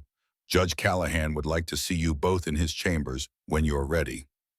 They found the judge removing his robes, appearing somehow more human without the formal trappings of his office. He gestured for them to sit, offering a rare smile that softened his austere features. "I wanted to thank you personally," he began, "for your courage and perseverance. Few would have pursued this matter so relentlessly at such personal risk." "We had little choice," Abigail replied. "It was the right thing to do." Callahan nodded. "Indeed. And now I believe you both deserve some consideration of what comes next." He reached into his desk drawer and withdrew an official-looking document. "The territorial legislature has authorized compensation for properties destroyed during the course of this conspiracy. This includes your ranch, Mr. Colton." Mason accepted the document with surprise. "That's unexpected." "Justice includes restitution where possible," Callahan observed. "Additionally, Miss Reed, your father's estate will be released from probate immediately, including his house in Helena and other properties." Abigail's breath caught. "I hadn't even considered. I assumed I would sell the Helena house. I can't imagine living there again after what happened." "Understandable," Callahan agreed, "but options are always preferable to their absence." He leaned back in his chair, studying them both. "And what will you do now? Return to your rebuilt ranch, Mr. Colton, and you, Miss Reed?" The question hung in the air between them, as it had several times before, that interrupted by circumstances each time before it could be properly addressed. "I've been giving that some thought," Mason said, carefully glancing at Abigail. "The compensation will allow me to rebuild, certainly, but I've been considering some expansions to the original property." "Expansions?" Callahan inquired, a knowing glint in his eye. "A school, perhaps," Mason continued. "The nearest one is in Clearwater, too far for many children in outlying areas." Abigail looked at him in surprise, remembering their conversation by the campfire that had been interrupted days earlier. "A school would be a wonderful addition to the community." "It would require a teacher, of course," Mason added, his eyes meeting hers. "Someone with both education and fortitude. The territories can be challenging." "I believe I know someone who might be qualified," Abigail replied, a smile touching her lips for the first time in what felt like ages. Judge Callahan watched this exchange with approval. "Walter once told me his greatest hope for you, Miss Reed, was that you would find purpose and happiness after he was gone. I think he would be pleased by these developments." He rose, signaling the end of their meeting. "I wish you both well in your new endeavors." As they left the courthouse, stepping into the clear Montana afternoon, Abigail and Mason walked in companionable silence for several blocks. The weight of the trial and its preceding events seemed to lift gradually with each step, allowing space for consideration of what might lie ahead.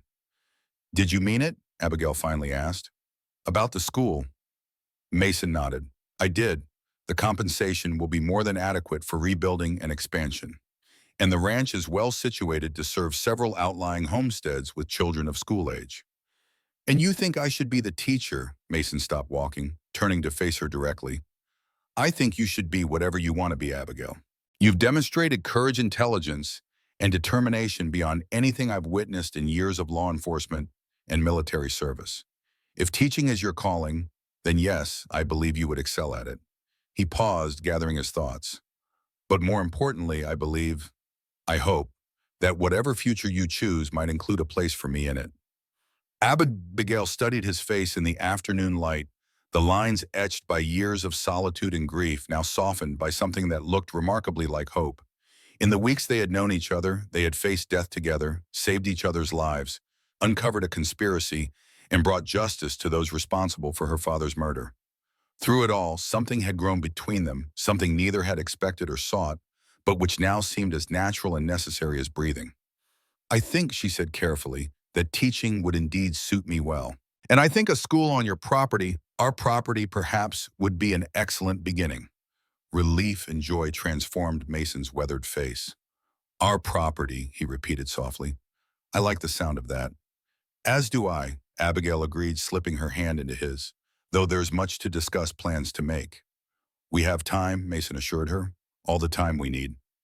They continued their walk through Helena, two survivors of tragedy who had somehow found in each other the possibility of a new beginning. Behind them lay justice served and a conspiracy exposed.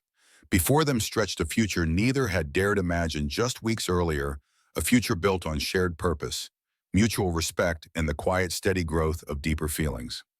3 months later, the new cabin rose on the site of the old, larger and sturdier than its predecessor. Mason had hired skilled craftsmen from Clearwater, and even Helena determined that this structure would withstand both winter storms and any future threats that might emerge. A separate building, smaller but equally well constructed, stood nearby the schoolhouse that would open its doors come spring. Abigail stood on the porch watching as Mason directed the placement of the final roof beams. The winter sun cast long shadows across the snow-covered landscape, but the day was surprisingly mild for December in Montana territory. So much had changed since that night when she had collapsed wounded and desperate on Mason's doorstep. Her father's killers had been brought to justice. The conspiracy that had threatened to corrupt Montana's foundation had been exposed and dismantled. Governor Lancaster had resigned in disgrace, replaced by a reform-minded administrator appointed directly by the president. Senator Hollister faced ethics investigations in Washington. His political career effectively ended, and she and Mason had begun the careful, deliberate process of building a life together.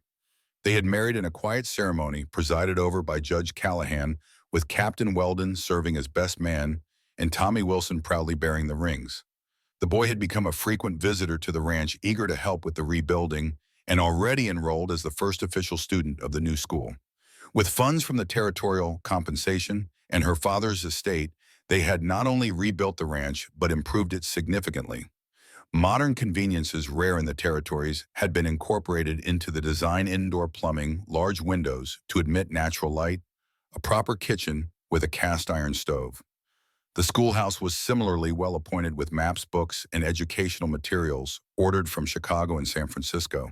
"Penny for your thoughts," Mason said, joining her on the porch. His injuries had healed well, though he still favored his right leg slightly when tired. "Just reflecting on how much has changed," Abigail replied, leaning against him as his arms circled her shoulders. "A year ago, I couldn't have imagined any of this." "Regrets?" he asked, a hint of his old uncertainty briefly visible. "Not one," she assured him firmly. "Though I miss my father every day. I wish he could see what we've built here." "I think he does," Mason said quietly, "in his own way." They stood together in comfortable silence, watching as the workmen packed up their tools for the day. Soon they would be alone, as they were most evenings now, sharing meals, reading by the fire, planning for the future.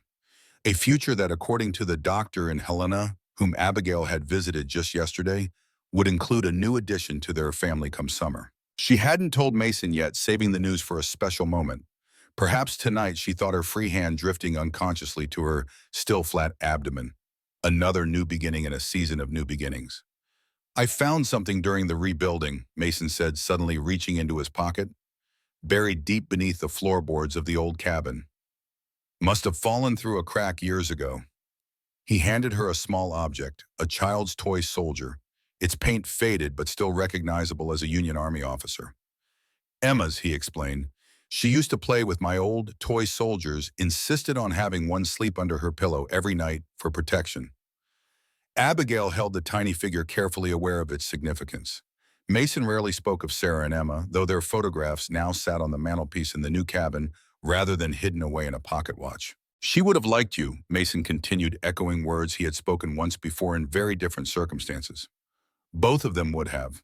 Sarah always said I needed someone who could match my stubbornness." Abigail smiled at this, a quality I apparently possess in abundance. "Among many others," Mason agreed, pressing a kiss to her temple. As the sun began to set, casting the mountains in purple shadow, they remained on the porch a while longer. The legacy of Walter Reed lived on, not just in the justice they had secured, but in the future they were building, a future founded on the principles he had defended with his life. And if sometimes in the quiet moments between dusk and darkness, Abigail sensed her father's approving presence, or if Mason occasionally felt the gentle forgiveness of his lost family releasing him from the burden of grief, neither spoke of it aloud. Some things belong to the heart alone, too precious and personal for words. The Montana territory stretched before them vast and promising. Their small corner of it, a ranch with a schoolhouse, a home rebuilt from ashes, represented not just personal redemption, but something larger, the triumph of justice over corruption, of hope, over despair, of new beginnings, over painful endings. As the first stars appeared in the darkening sky, Mason took Abigail's hand. "Shall we go in? It's getting cold." "In a moment," she replied. "I have something to tell you first, something important." And there on the porch of their new home, with the mountains standing witness and the future stretching bright before them, Abigail shared the news that would begin the next chapter of their unexpected, remarkable journey together.